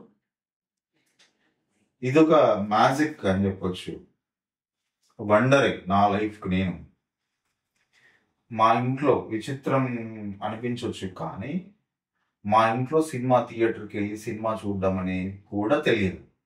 అలాంటి కుటుంబం మా కుటుంబం. ఆ కుటుంబంలో నుంచి వచ్చి నేను సినిమా డైరెక్టర్ అవ్వడం అనేది ఏదో అంటే రాసి పెట్టుంటే జరిగినట్టు జరగడం అన్నట్టు. నేను జరిగింది అని అంటే ఎవరికైనా ఒక్కొక్క దారిలో వెళ్ళడానికి ఎక్కడో సీడ్ పడుతుంది. ఆ సీడ్ అనేది నాకు కొన్నిసార్లు చెప్పాను వేరే ఇంటర్వ్యూస్ లో, మళ్ళీ చెప్తాను ఎందుకంటే మీరు అడిగిన క్వశ్చన్ కి ఆన్సర్ అదే కాబట్టి. సో చాలా చిన్నప్పుడు నేను హైదరాబాద్ కి ఫ్రెండ్స్ తో వస్తే ఫిలిం నగర్ లో అన్న సినిమా షూటింగ్ చేసే అవకాశం కలిగింది. రాజశేఖర్ గారు అది గుంపుగా ఉంటే మేము ఫ్రెండ్స్ చిన్న పరిగెత్తి అక్కడ చూసాం అనమాట. చూస్తే రాజశేఖర్ గారు షూటింగ్, లైట్స్, అక్కడ వేరే అంటే నాకు తెలియని ఒక ప్రపంచం. ఇలా ఉంటుందా సినిమా తీయడం అనేది, సినిమా వాళ్ళు ఇలా ఉంటారా, హీరో ఇలా ఉంటాడా అని అనిపించింది అనమాట. ఒక పెద్ద లైట్ పడినట్టు అయింది నాకు. అది సీడ్ అనమాట. ఇంకా అక్కడి నుంచి తెలియకుండా అది చిన్నగా సినిమా అనేది బ్రెయిన్ లోకి వచ్చి థియేటర్కి వెళ్ళి సినిమా చూడడం. రాజశేఖర్ గారి సినిమా చాలా చిన్నప్పుడు, చాలా చిన్న అంటే ఎగ్జాక్ట్ గా నాకు తెలియదు, కానీ నేను చాలా చిన్నవాడిని. సినిమాలు కూడా చూడడం తెలియదు ఆ ఏజ్ అన్నమాట. అది చిన్నగా డెవలప్ అయితూ వచ్చింది. అది నేను ఇంటర్మీడియట్ చదివే సమయానికి వచ్చేసరికి ఒక డిజైర్ గా మారిపోయింది అనమాట. నేను సినిమా ఇండస్ట్రీకి వచ్చే సమయానికి నేను ఏమవ్వాలని నాకు తెలియదు. నాకు ఇట్లా క్రాఫ్ట్స్ ఉంటాయని కూడా తెలియదు, కానీ నేను సినిమా షూటింగ్ దగ్గర ఉండాలి, వాళ్ళలో ఒకటిగా ఉండాలి అని వచ్చిన. ఇంటర్మీడియట్ సెకండ్ ఇయర్ మధ్యలో ఆపేసి వచ్చిన. అది ఎవరో ఛాన్స్ ఇస్తామంటే అవును నటీనటులు కావాలి అన్నట్లు పేపర్లో యాడ్స్ వచ్చాయి. అప్పుడు వాటిని చూసి వచ్చాను. అదో పెద్ద స్టోరీ. ఇలాంటి స్టోరీ చాలా మందికి ఉంటది. సో అట్లా వచ్చి అది కాదు అసలు వాళ్ళ పర్పస్ వేరు, ఇవన్నీ రకరకాల ఎక్స్పీరియన్సెస్. ఫైనల్ గా ఒక దగ్గర నేను ఒక సినిమా ఆఫీస్ లో నేను ప్లేస్ సంపాదించగలిగాను. దానికి కారణం ఏంటంటే నేను హ్యాండ్ రైటింగ్ బాగుంటుంది. ఆ హ్యాండ్ రైటింగ్ బాగుంటుందని వాళ్ళు నాతో స్క్రిప్ట్లు ఫెయిల్ చేయించుకునే వాళ్ళు. వాళ్ళకి కూడా దొరికాడు. సో నేను రాసేవాడిని అనమాట. నాకు అదే కావాలి, నేను అక్కడ ఉండే ప్లేస్ నాకు కావాలి. సో అట్లా అక్కడి నుంచి ఇంకా స్టార్ట్ అయ్యి మళ్ళీ ఎక్కడో తెలియకుండా మనం చదువుకోవాలని చెప్పేసి మళ్ళీ ఇక్కడ డిగ్రీ మళ్ళీ చదవడం స్టార్ట్ చేసి ఇట్లా జరిగింది. బట్ 2015 దగ్గర నుంచి ఒక ఫిల్మ్ మేకర్ గా కొంచెం సీరియస్ గా చెప్పుకోవడానికి నాలో జరిగిన మార్పులు నా కెరీర్ లో, నేను నిషీది అని ఒక షార్ట్ ఫిల్మ్ చేశాను 14 minutes. అది ప్రపంచవ్యాప్తంగా ఒక 18 countries నుంచి 39 నేషనల్ ఇంటర్నేషనల్ అవార్డ్స్ రావడం. అక్కడి నుంచి ఒక నాలో ఏదో ఉంది, నేను చేయగలను అనే కాన్ఫిడెన్స్ నాకు రావడం, అందరికి తెలియడం నా గురించి. అక్కడి నుంచి దొరసానికి దారులు పడ్డాయి. అయితే అందరికి తెలియడం అనేది ఆ పాయింట్ తీసుకుంటే డబ్బులు సంపాదించడం గ్రేటా, అందరికి తెలియటం గ్రేటా? అది పర్స్పెక్టివ్ కదా.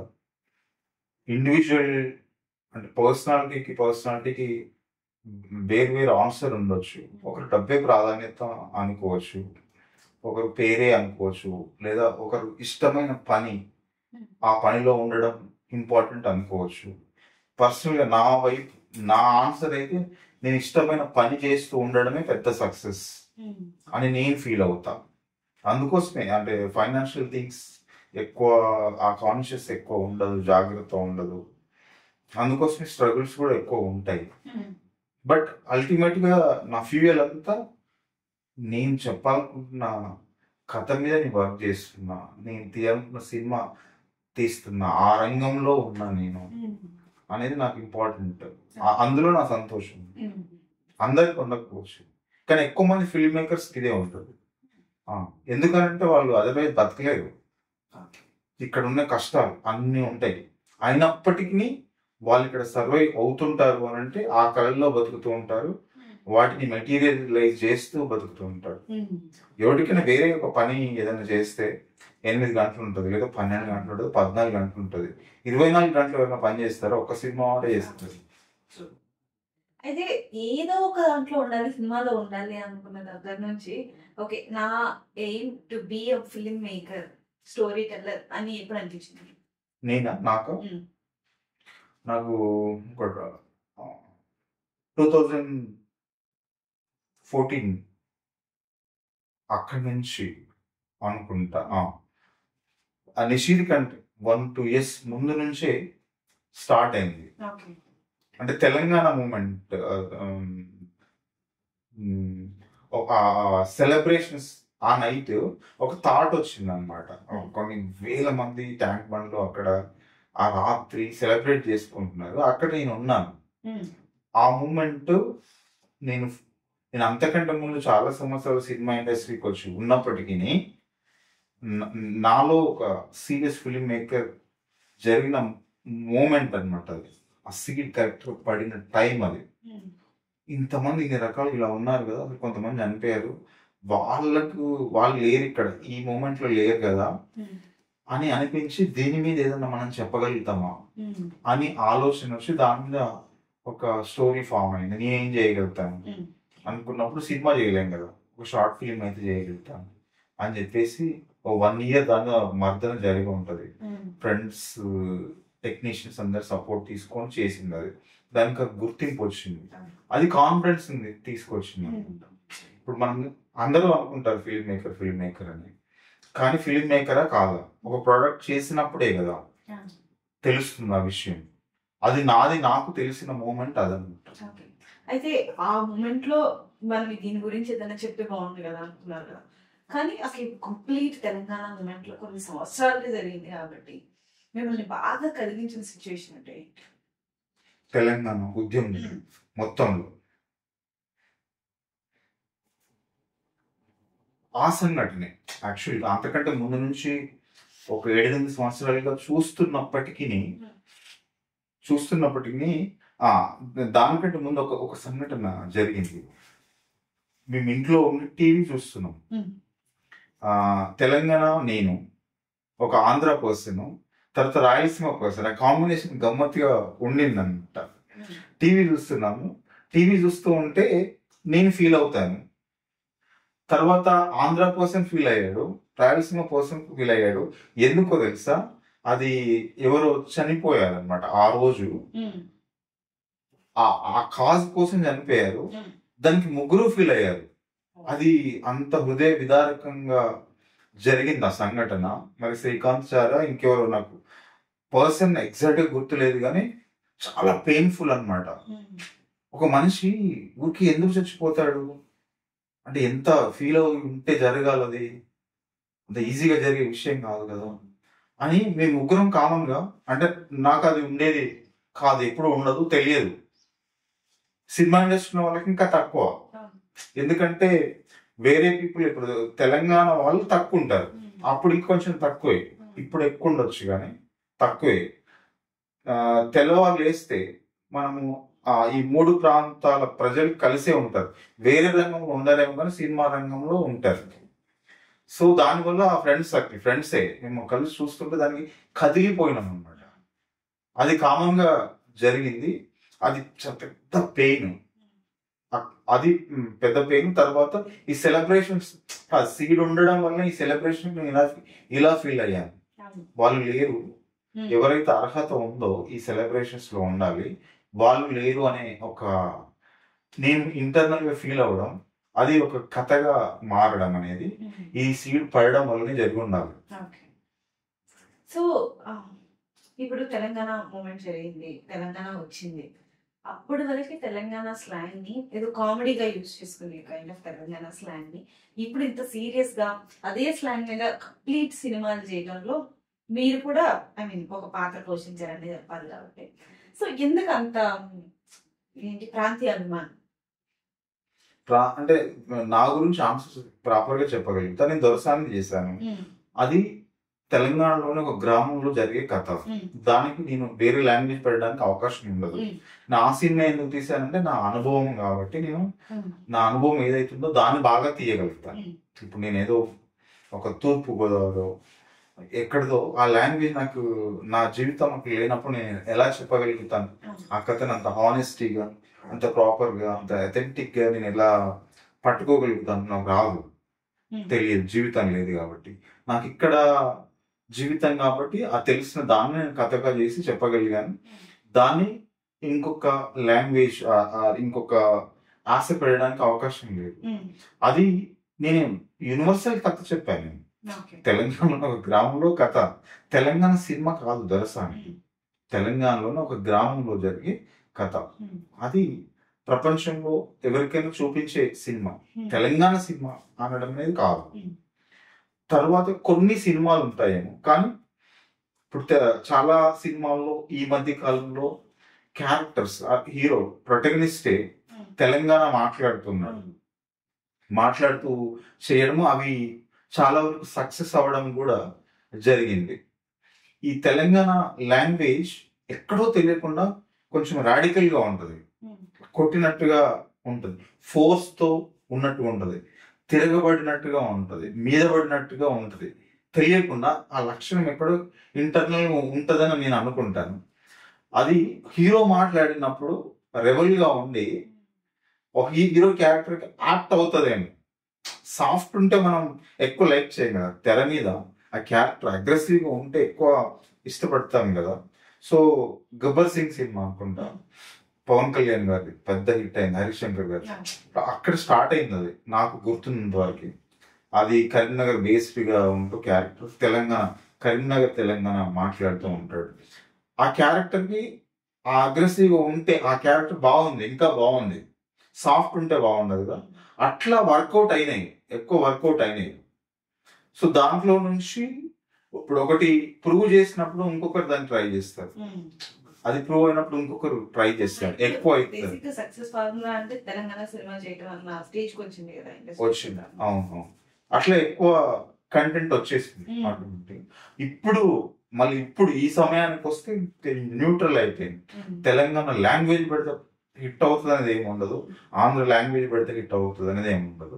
బేసిక్ కథ ఎక్కడ జరుగుతుంది, ఆ క్యారెక్టర్స్ ఏం మాట్లాడాలి. ఒక్కనొక టైంలో సక్సెస్ ఫార్ములా తెలంగాణ అది మాత్రమే కాకుండా సినిమాలు, మీడియాలో కూడా ప్రతి ఒక్క ఛానల్ లో ఒక తెలంగాణ బులెటిన్ ఖచ్చితంగా మ్యాండేటరీగా. అవును అవును అవును, అంతకంటే ముందు అంటే ఆ ఎక్స్పీరియన్సెస్ నిజంగా కూడా ఉన్నాయి. ఇది చెప్పొచ్చో లేదో తెలియదు కానీ జరిగిన అనుభవం చెప్తున్నా.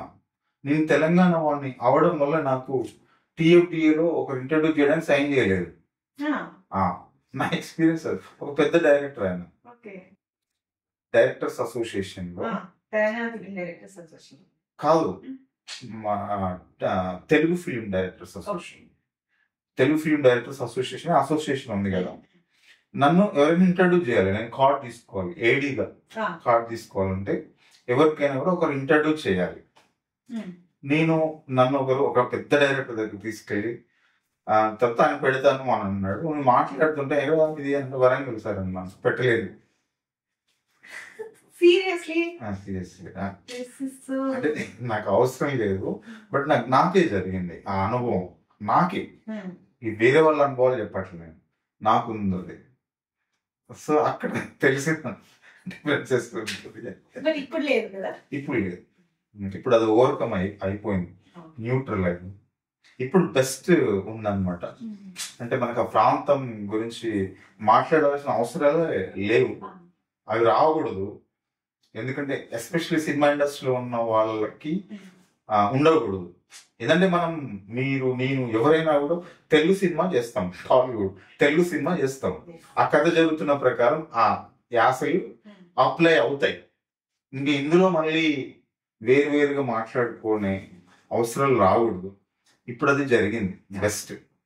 అయితే తెలంగాణ మూమెంట్ ని ఎంత ప్రెస్టీజియస్ గా తీసుకున్నారో, తర్వాత తెలంగాణ సినిమాలు ఎంత ప్రెస్టీజియస్ గా వచ్చాయో, తెలంగాణ యాక్టర్స్ కూడా అంతే వచ్చాయి అని మీరు నమ్ముతారా? తక్కువ దీంతో కంపేర్ చేసుకుంటే డైరెక్టర్స్ ఎక్కువ వచ్చారు, ఫిలిమ్స్ వచ్చాయి, తెలంగాణ కథలుగా ఎక్కువ వచ్చాయి, యాక్టర్స్ ఎక్కువ వచ్చారు, సారీ డైరెక్టర్స్ ఎక్కువ వచ్చారు. హీరోలు అంత జరగలేదు, కొంచెం తక్కువ పర్సంటేజే జరిగింది. కానీ ఇప్పుడు ఈ 10 ఏళ్ళలోనే జరిగిపోయే మ్యాజిక్ కాదు కదా, అది చాలా పెద్ద విషయం. అది ఒక హీరో సక్సెస్ కావాలి అని అంటే వాడు తెలంగాణ వాడు అయితే అవ్వడము కాకపోవడం జరగదు, అది చాలా పెద్ద విషయం. తను ఆ టైంకి అక్కడికి రావాలి, కథ కుదరాలి, వాడి మీద పెట్టుబడి పెట్టేవాళ్ళు కావాలి, అది పిక్చర్గా మారాలి, అది సక్సెస్ అవ్వాలి. ఇంత కథ ఉంది కదా, దాన్ని స్విచ్ ఆఫ్ ఆన్ చేసినట్టు కాదు అది. సో పెట్టుబడి అని మీరే అన్నారు కాబట్టి, అసలు డెబ్యూ డైరెక్టర్ కి బేసిక్ పే ఎంత ఉంటుందండి? We always wonder. ఎందుకంటే అంటే ఒకసారి ప్రూవన్ అయిన తర్వాత వాళ్ళ కోట్లు తీసుకోవచ్చు, బట్ స్టార్టింగ్ స్టేజ్ లో వీళ్ళని నమ్మి అని కోట్లు పెట్టి సినిమా తీసుకున్నారు, బట్ వీళ్ళని నమ్మి వీళ్ళ రెమ్యూనరేషన్ ఎంత ఇస్తారు? ఖర్చులకు ఇస్తారు, అంతకంటే ఏముండదు. వాళ్ళు బ్రతకాలి. ఇప్పుడు ఫస్ట్ సినిమా అంటే 2 సంవత్సరాలు పెట్టుకోవాలి. అది ఎక్కడో స్క్రిప్ట్, ఆయనకి స్క్రిప్ట్ నచ్చింది అనే తర్వాత ఆ స్క్రిప్ట్ డెవలప్మెంట్స్ ఉంటాయి, అదంతా ప్రాసెస్ ఎంత అయిపోయింది అనుకున్న తర్వాత మళ్ళీ మొదలవుతుంది అక్కడి నుంచి. దానికి 1 సంవత్సరం పోవచ్చు, అతన్ని స్టడీ చేస్తారు, ఇదంతా జరుగుతుంది. అప్పుడు కూడా పే చేసే అవకాశాలు తక్కువ.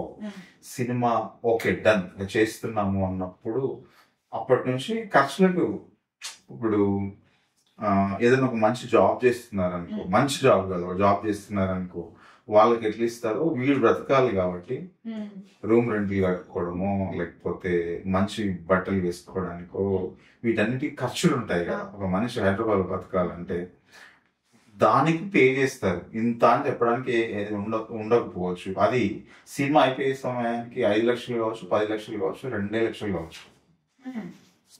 కొంచెం పెద్ద ప్రొడక్షన్ హౌసెస్ అయితే ఇంకా కొంచెం ఎక్కువ కూడా ఉండొచ్చు. మంత్లీ 1 లక్ష చెక్ ఇస్తారు పెద్ద ప్రొడక్షన్. చిన్న అయితే అంత ఇవ్వడానికి అవకాశం లేదు. మరి నీకు అవకాశమే ఇవ్వడం గొప్ప, నీ బండ్లో పెట్రోల్ పోసుకొని రావాలి అనేవాళ్ళు కూడా లేకపోలేదు. అప్పుడు ఆబ్వియస్ గా వాళ్ళు లాస్ అయినట్టే కదా. ఎవరు? డైరెక్టర్ అంటే ఎండాప్తేనే వాళ్ళకి సినిమా చేస్తున్నాం అందుబాటు ఉంటుంది అంటారు. సినిమా అవుతుంది కదా, ఆయన సినిమా చేస్తున్నాడు కదా, ఈయనకి ఇవ్వాలి. యాక్చువల్లీ మరి అలా చేయడం రైట్ కాదు, కానీ ఆయన సినిమా అయితే చేస్తున్నాడు కదా. ఇతను డైరెక్టర్గా పెట్టి అతను సినిమా చేస్తున్నాడు కదా. కానీ వెరీ రేర్ అట్లా ఉండరని అనుకుంటున్నాను. ఇక్కడ సీరియస్ ఫిల్మ్ మేకర్స్ అయితే వాడిని కంఫర్టబుల్ మైండ్ సెట్ లో ఉంచుతారు. ఎందుకంటే ఆ ఫైనాన్షియల్ కంఫర్టబుల్ లేకపోతే అది క్రియేటివ్ స్పేస్ మీద ఎఫెక్ట్ చేస్తుంది. అది ప్రొడ్యూసర్స్ కి తెలుసు అది, కాబట్టి ఇస్తారు. తనకి ఆ వైపు నుంచి ప్రాబ్లమ్స్ లేకుండా చూస్తారు.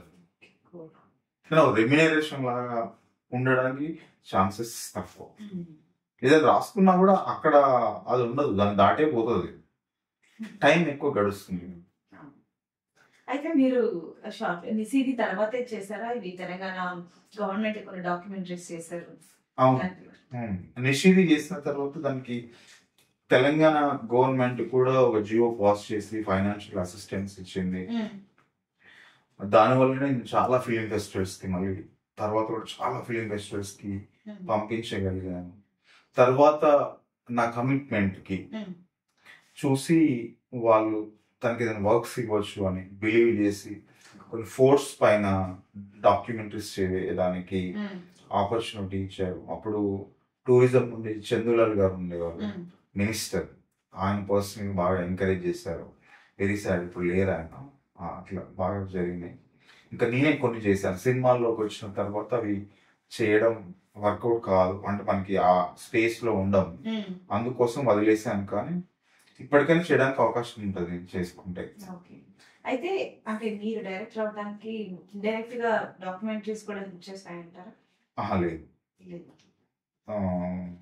అంటే మన వర్క్ ను షేర్ చేస్తాయేమో. ఇప్పుడు డాక్యుమెంటరీ అనేది కొంచెం డ్రైగా ఉంటుంది సబ్జెక్ట్. అది ఒక ఫిక్షన్ కాదు కదా, ఉన్న విషయాన్ని మనము అరగంట గంట చెప్పాలి. అది ఇన్ఫర్మేషన్, దాన్ని ఇంట్రెస్టింగ్ గా చెప్పడం, అందులో కూడా మనం కొంత షైన్ అవుతాం కదా. అట్లా నా వర్క్ కి కొంత హెల్ప్ అయి ఉండాలి హ్యాండ్ ఫ్రీ అవ్వడానికి. కానీ అవి ఉన్నాయని నేను, నాకు ఎవరి ఆపర్చునిటీ ఇవ్వలేదు. నాకు నిషిదినే అవడానికి చేసింది. సో నిషిది టు దర్శని ఎన్ని సంవత్సరాలు అండి మధ్యలో? అది 2015, ఇది 2019, 4 years. అయితే మీకు ఐ మీన్ నిషిదితో చాలా ఫిలిం ఫెస్టివల్స్ అటెండ్ అయ్యారు, అప్లై చేసుకున్నారు మీ సినిమాని. సో బేసిక్ గా ఫిలిం ఫెస్టివల్ కి మన సినిమాని, మన షార్ట్ ఫిలిం ని పంపించాలంటే what are the guidelines? మీరేం ఫాలో అయ్యారు? ఎలాంటి సజెషన్స్ ఇస్తారు ఆస్పైరింగ్ వాళ్ళకి? చాలా నాలెడ్జ్. అప్పుడు రోజు అదే పని, ఏ ఫిలిం ఫెస్టివల్ జరుగుతుంది, ఎక్కడికి పంపించాలని. చాలా చాలా ఫిలిం ఫెస్టివల్స్ జరుగుతాయి, అందులో మంచి స్టాండర్డ్ ఉన్నాయి, నేమ్ ఉన్నాయి, కొన్ని ఉంటాయి. వాటిని సెర్చ్ చేయాలి, వాటికి పంపించాలి. అక్కడికి పంపిస్తే దానికి ఒక గౌరవం. ఏదైనా కూడా ఇప్పుడు ఇప్పుడు మనకి ఆన్లైన్లో ఏదైనా చేయగలుగుతాం కదా, అప్పుడు ఇంకా కష్టంగా ఉండేది. డివిడీస్ రైట్ చేసి పోస్ట్ చేయాల్సి వచ్చేది. అప్లికేషన్ ఫామ్, డివిడి, పోస్టర్స్ ఇవన్నీ ఒక దాంట్లో పెట్టేసి పంపించాల్సి వచ్చేది. ఇప్పుడు అంత రిస్క్ లేదు. కానీ ఇప్పుడు ఏ ఫిలిం ఫెస్టివల్కి పంపించాలనేది ఇంపార్టెంట్. చాలా ఉంటాయి, అంటే మనం వరల్డ్ వైడ్ గా ఒక 2-3 వేల ఫిలిం ఫెస్టివల్స్ ఉంటాయి అనుకుంటా. మనం పంపించగలిగేది 10,000 పైన ఉంటాయి ఇది ఫిలిం ఫెస్టివల్స్. కానీ మనం పంపించేలాంటి ఇది వీటికి పంపించాలి. తర్వాత ఏంటంటే ఎక్కువ డ్యూరేషన్ ఉండకూడదు ఫిలిం. ఎక్కువ ఫిలిం ఫెస్టివల్స్ లో మన ఫిలిం వాళ్ళ రూల్స్ లో ఉండాలంటే ఒక 15 minutes లోపు చెప్పగలిగితే, నా అనుభవం అన్నమాట, ఒక 15 minutes లోపు చెప్పగలిగితే ఎక్కువ ఫిలిం ఫెస్టివల్ కి అర్హత సాధిస్తుంది. ఇప్పుడు ఒక 30 minutes చేశారనుకోండి, వాళ్ళ ఫిలిం ఫెస్టివల్స్ గైడ్లైన్స్ ప్రకారం 15 minutes లోపునే వాళ్ళు తీసుకుంటారు. అది సో అక్కడ మనము అక్కడ మన ఆపర్చునిటీ మిస్ అయినట్టే కదా. కాబట్టి తక్కువ చెప్పాలి. తర్వాత టెక్నికల్ స్టాండర్డ్స్ మోస్ట్ ఇంపార్టెంట్. ఏ ఫిలిం చేసినా, ఏ కంటెంట్ తీసుకున్నా కూడా. ఎందుకంటే మనం షార్ట్ ఫిలిం చేస్తున్నామని ఏదో మామూలుగా టెక్నికల్ స్టాండర్డ్స్ లేకుండా చేస్తే ప్రాబ్లం ఎక్కడ వస్తుంది అంటే, వాళ్ళు థియేటర్స్ లో ప్రదర్శిస్తారు ఫిల్మ్ ఫెస్టివల్స్ లో. సో ఇది ఆ స్టాండర్డ్ కి సరిపోయేలాగా ఉండడం ఇంపార్టెంట్ అవుతుంది. అందుకోసం కానీ టెక్నికల్ స్టాండర్డ్స్ ఉండాలి. కంటెంట్ కూడా ఏదైనా ఒక జీవన పోరాటం. నేను సింగిల్ వర్డ్ లోకి తీసుకొచ్చుకున్నాను అనమాట. ఇన్ని ఫెస్టివల్స్ పంపించడం ద్వారా ఎన్నో ఫిల్మ్స్ ఫెస్టివల్స్కి వచ్చినాయి. విన్ అయిన ఫిల్మ్స్ చూడడం ద్వారా నాకు అర్థమైంది ఏంటంటే, ఒక ఫిలిం అక్కడ అర్హత పొందాలంటే కంటెంట్ బేసిక్గా ఒక జీవన పోరాటం ఏదైతే ఉంటుందో, ఆ స్ట్రగుల్ ఏదైతే ఉందో అవి ఎక్కువ అచీవ్ చేయగలిగినాయి. అదొకటి అర్థమైంది. తర్వాత ఏంటంటే ఆ సీరియస్నెస్ ఉండాలి. అంటే మనం ఫిలిం చేసేటప్పుడు ఆ ఐడియా ఇన్సైడ్ ఉండాలి. కొందరు అంటారు మనం బాగా చేసిన తర్వాత డిసిజన్ తీసుకున్నాం, కానీ ఫిలిం ఫెస్టివల్ కి నేను పంపించాలి అనే ఒక ఫిలిం చేస్తే ఆ కంటెంట్ థాట్ అదే ఉండాలి. దానికి పంపిస్తాననే ఐడియా చాలా క్లియర్ గా ఉండి దాన్ని చేయాలి. ఇప్పుడు మనం ఏదో చేసి యూట్యూబ్ లో అప్లోడ్ చేస్తాము అంటే ఇది వేరు అది వేరు, ఆ డిఫరెన్స్ ఉంటుంది క్లియర్ గా. ఆ కాన్షియస్ తో చేయాలి. సో మీరు డైరెక్టర్ అవడానికి నిషిది హెల్ప్ చేసింది అన్నారు కాబట్టి, ఒక షార్ట్ ఫిలిం చేసిన తర్వాత వెంటనే డైరెక్టర్ అయిపోరు కదా, మీకు 4 సంవత్సరాలు పట్టింది. ఈ మధ్య కాలంలో మీరు ఎవరైనా ఏడీగా కానీ అట్లా వర్క్ చేశారండి? ముందు జరిగింది నాకు, అంటే నిషిది కంటే చాలా చాలా ఫిలిమ్స్ నేను వర్క్ చేశాను చాలా, అంటే కొన్ని ఒక 3-4 సినిమాలకి, అవన్నీ చిన్న చిన్న ఫిలిమ్స్ అట్లా అనమాట.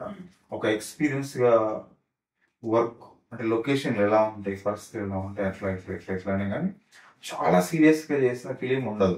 కానీ చాలా ఫిలిమ్స్ నేను చేశాను, అనుభవాలు అనమాట. మనిషి చెడగొట్టడం ద్వారా ఎక్కువ నేర్చుకుంటాడు. అది నా జీవితంలో ఎక్కువ జరిగింది. ఇప్పుడు నిషీది మనం మాట్లాడుకుంటున్నాం, కానీ నిషీది కంటే ముందు నేను ఒక 3 షార్ట్ ఫిలిమ్స్ చెడగొట్టుంటాను. వాటికి ఏదైనా ఫిల్మ్ ఫెస్టివల్ పోతే అవార్డు రాలేదు, రాకపోతే ఇగో అట్టయింది, నాకు ఎందుకు రాలేదు, ఓ నాకు రావాలి కదా, అతను అక్కడ అవార్డు తీసుకుంటున్నాడు, నాకు రాలేదేంటి, నా స్క్రీనింగ్ అయింది కానీ అవార్డు రాలేదు అని ఆ ఇగో హట్ అయితే ఉండేదంట. అట్లా అర్థం అవడం, సబ్జెక్ట్ అర్థం అవడం కూడా. మనం ఫిల్మ్ ఫెస్టివల్కి వెళ్ళినప్పుడు ఎలా తీయకూడదు, ఎలా తీస్తే వచ్చినాయి వాటికి అవార్డ్స్, అసలు ఫిల్మ్ ఎలా తీయాలి, ప్రపంచ సినిమా చూస్తాం కదా, ఆ ఫిల్మ్ ఫెస్టివల్స్ బాగా హెల్ప్ అవుతాయి.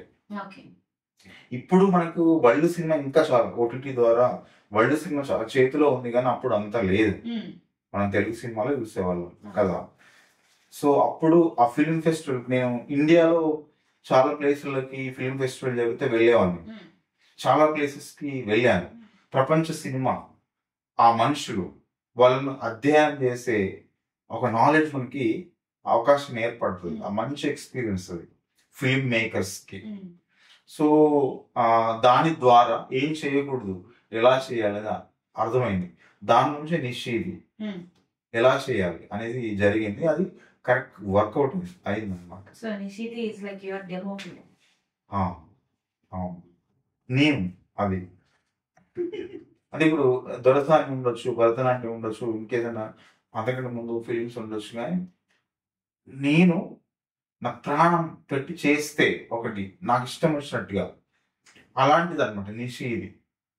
మీరు చూస్తారు అని చేయడం కాదు, నేను ఎలా తీయాలనుకున్నానో అదే అంటే మీకు నచ్చొచ్చు నచ్చకపోవచ్చు, అట్లా చేసింది అనమాట. అందులో చాలా ఎక్స్పెరిమెంట్స్ ఉంటాయి, బ్లాక్ అండ్ వైట్ లో ఉంటుంది, సైలెన్స్ ఉంటుంది. అయితే మొత్తానికి మీరు తెలంగాణ నుంచి, అది వరంగల్ నుంచి, ఇప్పుడు నలుగురున్నారా వరంగల్ నుంచి ఫిలిం మేకర్స్. వేణు గారు వరంగల్ నుంచి, తరుణ్ భాస్కర్ గారు వరంగల్ నుంచి, సో మీరు వరంగల్ నుంచి, ఇంకెవరున్నారో వరంగల్ నుంచి నాకు ఐడియా లేదు. So me kind of people, group of people కూర్చున్నప్పుడు డిస్కషన్స్ ఎలా ఉంటాయి, ఏం మాట్లాడుకుంటారు? చాలా తక్కువ యాక్చువల్గా అట్లాంటి మీటింగ్స్. ఈ మధ్య కాలంలో అయితే అట్లా ఏం జరగలేదు, బట్ ఫిలిమ్స్ గురించే వేణు అన్నతో మాట్లాడుతుంటాను. ఫిలిమ్స్ రిలేటెడ్ స్క్రిప్ట్స్, ఏ కథలు, దాని రిలేటెడ్ మాట్లాడుకునే అవకాశాలు ఎక్కువ ఉంటాయి. ఇదివరకు తరుణ్ భాస్కర్ గారు మాట్లాడారు, ఆయనతో కూడా స్క్రిప్ట్ రిలేటెడ్ థాట్సే. ఏదేమైనా కూడా సింగిల్ వర్డ్ చెప్పాలి అని అంటే సినిమా కంటే ముందు జరిగే ప్రాసెస్, ఐడియా గురించి మాట్లాడుకుంటామని చెప్పొచ్చు. అంటే ఇప్పుడు ఒకటే పని చేస్తే బోరింగ్ గా ఉంటుంది, అంటే ఆ సఫకేషన్ వస్తుంది, కొంచెం బయట ప్రపంచం చూడాలి, బయట విషయాలు మాట్లాడాలి అంటారు కదా. కానీ అప్పుడు ఫిల్మ్ మేకర్స్ కాకుండా వాళ్ళతో కూర్చున్నప్పుడు అది సాధ్యమవుతుంది. ఇద్దరు ఫిల్మ్ మేకర్స్ కూర్చొని మాట్లాడుకుంటే వాళ్ళు ఫిలిమ్స్ గురించి మాట్లాడొద్దు అనుకున్నా కూడా 2 నిమిషాల తర్వాత మళ్ళీ ఫిలిం గురించే మాట్లాడుకుంటారు. అది న్యాచురల్ గా జరుగుతుంది. ఇక్కడ ఫిలిం గురించి మాట్లాడుకోకపోవచ్చు, వేరే ఎక్కడో జపాన్ సినిమా గురించో లేకపోతే కొరియన్ ఫిల్మ్ గురించో ఆటోమేటిక్ వచ్చేసి దాని గురించి మాట్లాడుకుంటారు. కొరియన్ సినిమాలు అంటే ఇప్పుడు అదొక ట్రెండ్ అయిపోయింది. బేసిక్ గా అదర్ కంట్రీ సినిమాలు చూస్తారండి మీరు? నేను అవే ఎక్కువ చూస్తుంటాను. యూరోపియన్ ఫిలిమ్స్ అంటే చాలా ఇష్టం నాకు. కొరియన్ ఫిలిమ్స్ ఇప్పుడు కొంచెం తక్కువ, కానీ ఎక్కువ చూసేవాళ్ళు. ఆ ప్రభావం ఉంటుంది, ఆ కైండ్ ఆఫ్ ఆలోచనలు ఎక్కువ ఉంటాయి. టర్కోస్కి సినిమాలు ఎక్కువ చూసేవాడిని. దర్శనానికంటే ముందు అవి ఎక్కువ చూసాను, ఆయన సినిమాలు చూసాను, దాని మీద కొంత ప్రభావం ఉంటుంది. ఇప్పుడు ఎవరి ప్రభావం ఉండదు ఇప్పుడు. అంటే నాకు తెలియకుండా 2 ఫిలిమ్స్ చేసేసరికి ఒక హ్యాండ్ ఫ్రీ అవుతుంది ఇక్కడ తెలియకుండా. దానివల్ల మళ్ళీ మనకు వస్తూ ఉంటుంది అన్నమాట వర్క్ ఎక్కువ. సో మన మీద మనమే డిపెండ్ అయ్యి మనమే క్రియేట్ చేయడానికి ట్రై చేస్తూ ఉంటాం స్టోరీ చెప్పడానికి, అది జరుగుతుంది. సో అవుట్ ఆఫ్ కంట్రీ సినిమాలు సజెస్ట్ చేయాలంటే మీరు ఎక్కువ యూరోపియన్ చూస్తానన్నారు కాబట్టి మా లాంటి నార్మల్ జనానికి మీరు టాప్ 5 సజెస్ట్ చేయాలంటే ఏం చెప్తారు? ఒక 2 ఫిల్మ్స్. ఐడా ఒక ఫిల్మ్ ఉంటుంది, IDA. నాకు బాగా బాగా బాగా ఇష్టమైన ఫిల్మ్ అదొకటి. షిండర్స్ లిస్ట్, డౌన్ ఫాల్ అదొకటి. Down fall Hitler down fall, Hitler inside. అంటే మనం హిట్లర్ని బయట నుంచి చూస్తాం కదా, ఆయన నేను ఓడిపోతున్నాను, నా మరణం ఆసన్నమైంది, నన్ను చంపేస్తారు అనుకునే రోజు ఆయన వైపు నుంచి ఏంటి అసలు ఏం జరిగింది అనేది డౌన్ ఫాల్ నో సినిమా అద్భుతం ఉంటుంది. అది ద రీడర్ అనుకుంటాం ఒక ఫిల్మ్ ఉంటుంది, బెస్ట్ ఫిల్మ్. బట్ నేను ఏదైనా కూడా ఎవరైనా చూడాలి అంటే ఐడా సినిమా అని చెప్తాను. షిండర్స్ లిస్ట్ చాలా మందికి తెలుసు, ఆల్ ఫిల్మ్ మేకర్స్ చూస్తారు దాన్ని. కానీ ఐడా సినిమా చాలా మందికి ఉండకపోవచ్చు అనుకుంటున్నా, అది చూడాలి, బాగుంటది. అంటే చాలా మంది దగ్గర నేను విన్నాను, చాలా ఇంటర్వ్యూస్ లో చూసాను, చాలా మంది film makers God father inspiration అంటే ఈవెన్ రామ్ గారు కూడా. అంటే నాకు చూసాను కానీ అంతే ఎక్కలేదు, చాలా స్లో పేసింగ్ లో ఉంటుంది, అక్కడే ఉంటుంది అలా అనిపించింది నాకు. అది దానికంటే చాలా మంచిగా అనిపించే సినిమాలు చాలా ఉన్నాయి, అందుకోసం ఆ పేరు చెప్పలేకపోయాను. అది నేను చెప్పలేదు, నేను కంప్లీట్ అంటే ఎందుకు దాంట్లో ఏమున్నది నాకు కూడా అది చాలా స్లోగా అనిపించింది. నేను కూడా టేబుల్ టు వాచ్ అనమాట, అంత స్లోగా ఉంటే నేను చూడలేదు నాకు ఎక్కడ. సో ఏముందని దాని నుంచి ఇన్స్పైర్ అవుతున్నారా అన్నది తెలుసుకుందాం అని అంతే. ఓకే, అదొక స్ట్రక్చర్, అదొక అంటే చాలా 100 సినిమాలు ఉంటాయేమో, దాని స్కెల్టిన్ తో చేసిన సినిమాలు, ఆ పాయింట్ తో చేసే సినిమాలు.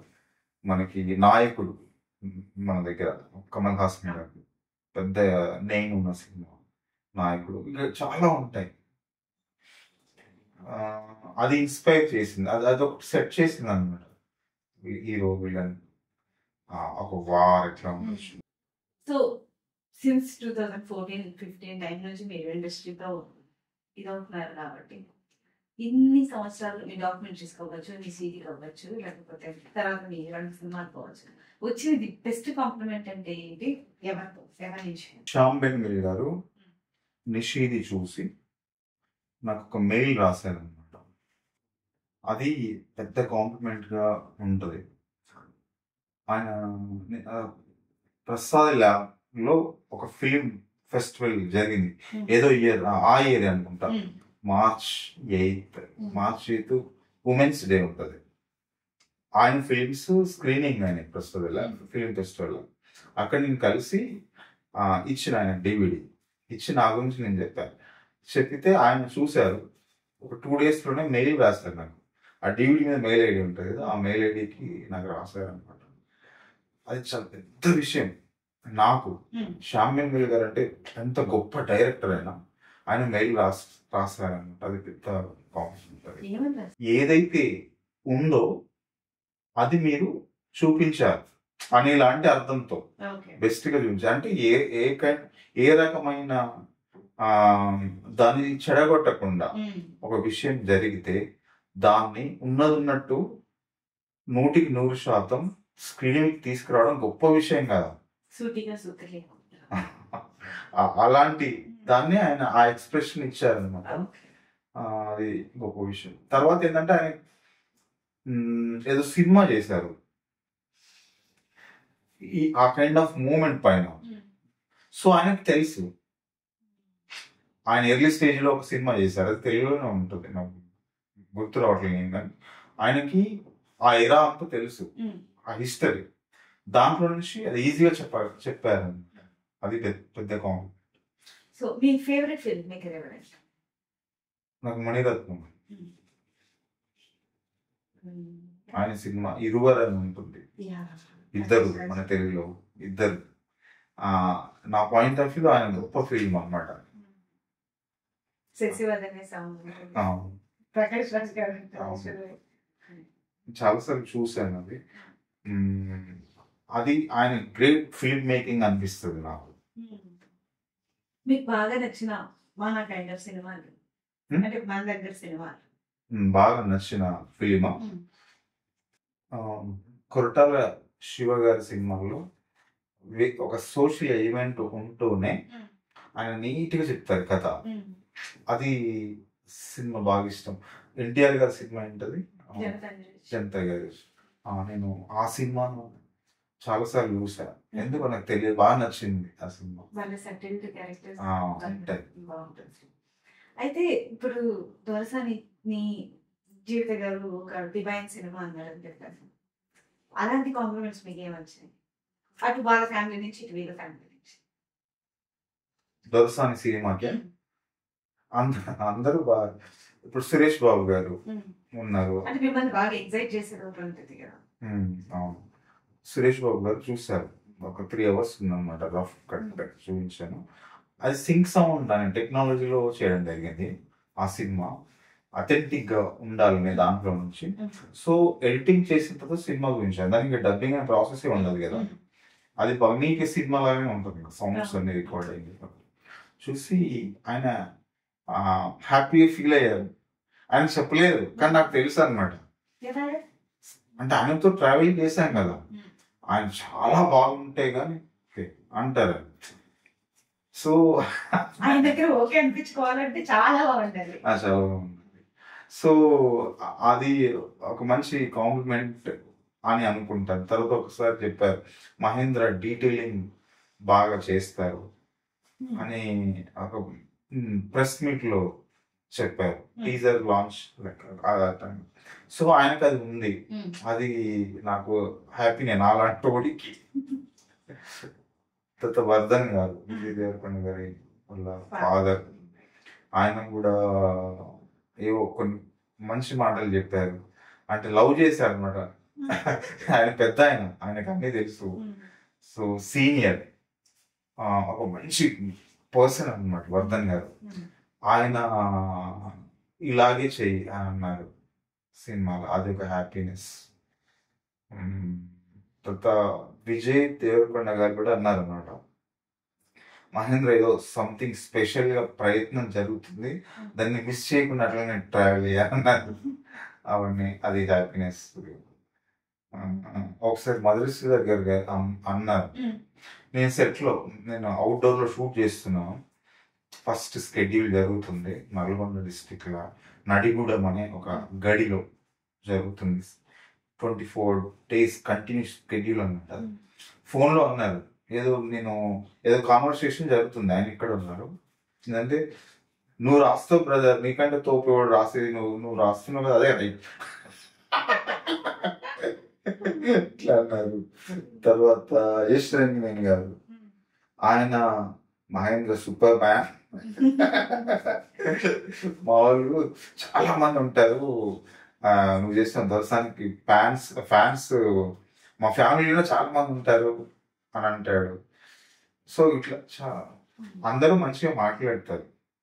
సో మీకంటే తోపు రైటర్ ఎవరు లేరు కాబట్టి మీరు ఇప్పుడు వెంకట్ గారితో వీళ్ళందరితో బాగా క్లోజ్ గా మూవ్ అవుతూ ఉంటారు కదా. వెంకట సిద్ధారెడ్డి గారి గురించి తను, మేము అదే నడిగూడెం స్కెడ్యూల్ లో షూట్ చేసుకుంటే ఒకరోజు వచ్చాడు అన్న అక్కడ చూసేసి,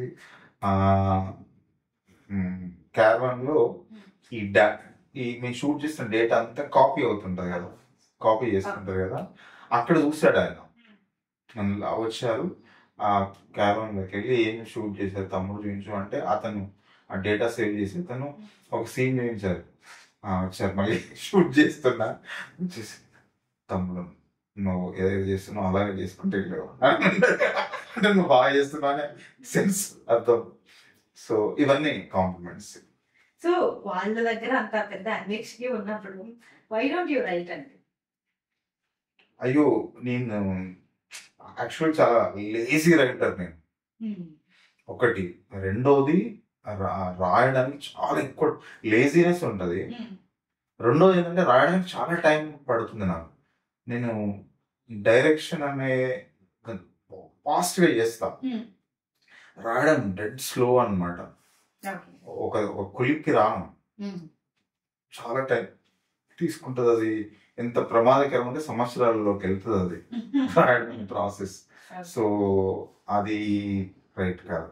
తర్వాత సినిమా వేరు, ఈ పుస్తకాలు రాసేది వేరు. వాళ్ళకి ఇంకెక్కువ నాలెడ్జ్, ఎక్కువ ప్రపంచం తెలియాలి, చూడాలేమో, దానికి ఎక్కువ ఓపిక ఉండాలి. నాకు ఇదే కంఫర్ట్. నేను తీసే సినిమా నేను రాసుకోగలిగితే నేనే గొప్పని, పుస్తకాలు రాయడం కాదు. సో మీరు పుస్తకాలు కూడా చదువుతూ ఉంటారు కాబట్టి బాగా మీకు నచ్చిన పుస్తకాలు ఏంటంటే ఆ రైటర్స్ ఎవరు? నాకు అంటే చాలా రోజులుగా ఒక బుక్ ఉంది, అది అనువాదం యాక్చువల్గా, కానీ నాకు నాలెడ్జ్ ఇచ్చింది, అనిపించింది ప్రపంచం ఇలా ఉంటుందా అని అనిపించిన ఒక బుక్, ఒక దళారి పశ్చాత్తాపం అని ఒక బుక్ ఉంది. అది ఇప్పుడు కాదు, ఒక 10 సంవత్సరాల క్రితమో 8 సంవత్సరాల క్రితమో చదివి ఉన్నాను నేను. అది చదివినప్పుడు నేను చాలా నాలెడ్జ్గా ఫీల్ అయ్యాను.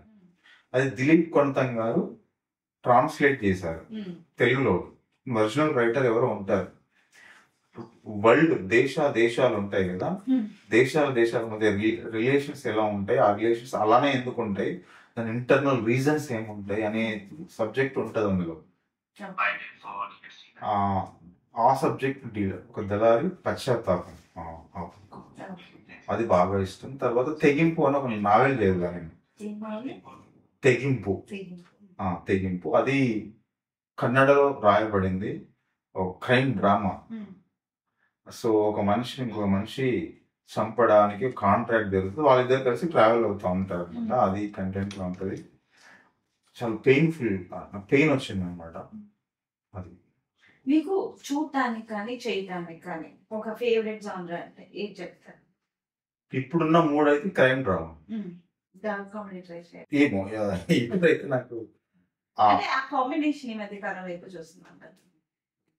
చూస్తున్నారని కాదు, నేను ఇది చూస్తారని చేయడం అనేది నాకు సాధ్యం కాదేమో. నేను చెప్పగలిగిందే చెప్పడానికి ట్రై చేస్తా. నేను రాయడం అయితే అదే రాయగలుగుతా, అదే తీయగలుగుతాను. అందులో ఆ జోన్లో ఉన్నది ఇప్పుడు నేను క్రైమ్ డ్రామా. తర్వాత ఇంకొకటి కూడా ఒకటి ఏదో రన్ అవుతుంది, విలేజ్ బ్యాక్డ్రాప్ లో ఒక లవ్ స్టోరీ, అది క్రైమ్ రిలేటెడ్. అదొకటి. ఇది క్రైమ్ డ్రామా ఉంటుంది, పీరియాడిక్ క్రైమ్ డ్రామా. మళ్ళీ మీరు ఇప్పుడు దొరసాని గురించి ఎప్పుడైతే మాట్లాడతారో ఇంకొక కైండ్ ఆఫ్ దీన్ని కూడా అట్లా మాట్లాడడానికి అవకాశం ఉంటుంది.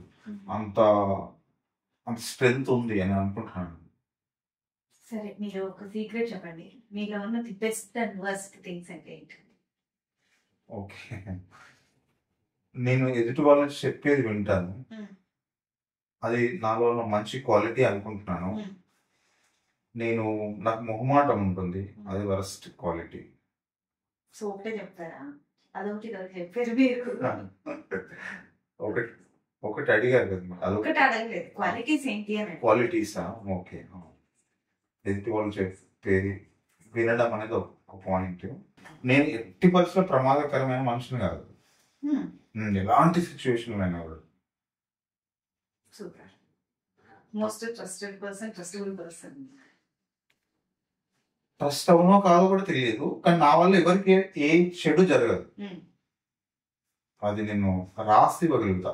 నేను ఎలాంటి సిచ్యువేషన్ లో ఉన్నా కూడా లాభం జరగకపోవచ్చు, కానీ కొంతమంది ఉంటారు కదా వాడి పక్కన ప్రమాదం ఏమో అంటాం. సో ఫైనల్ గా అడుగుతాను, ఇప్పుడు సినిమా అంటే సినిమా సక్సెస్ అవ్వటం అంటే జనాలకి బాగా నచ్చడం, అంటే క్రిటికల్లీ క్లైంట్ లాగా డబ్బులు బాగా సంపాదించడం. సొసైటీకి ఏమో ఆ సినిమా యాక్సెప్ట్ చేసి తను ఎక్కువ మంది చూసి హిట్ అయిందని చెప్పడం అనేది సొసైటీ పర్స్పెక్టివ్ అవ్వచ్చు. బట్ ప్రొడ్యూసర్స్ పర్స్పెక్టివ్ తను పెట్టిన దానికి డబ్బులు వచ్చి ఇంకా లాభం వస్తే తను సక్సెస్ అయినట్టే. ఈ నేమ్ కూడా వస్తే అది బోనస్. అంటే ఈ మధ్యకాలంలో సీక్వెల్స్ వస్తున్నాయి కదా, బేసిక్ గా సీక్వెల్స్ ని ఏం చేస్తున్నారంటే ఫస్ట్ పార్ట్ ని మనకి ఏదో టీజర్ ట్రైలర్ చూసిన లాగా ఇచ్చి సెకండ్ పార్ట్ లో అంతా పెడుతున్నారు సినిమా అంతా. ఇది ఎంతవరకు కరెక్ట్ మీరు అంటారు? అదైతే కరెక్ట్ కాదు. ఇప్పుడు ఈ సినిమాకి పార్ట్ 1 కి డబ్బులు ఇచ్చాను, టికెట్ 300 ఇచ్చాను, చూశాను. నాకు ఈ సినిమా తాలూకు ఫుల్ ఎక్స్పీరియన్స్ రావాలి.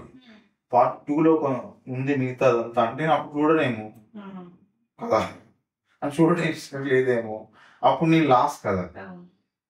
సో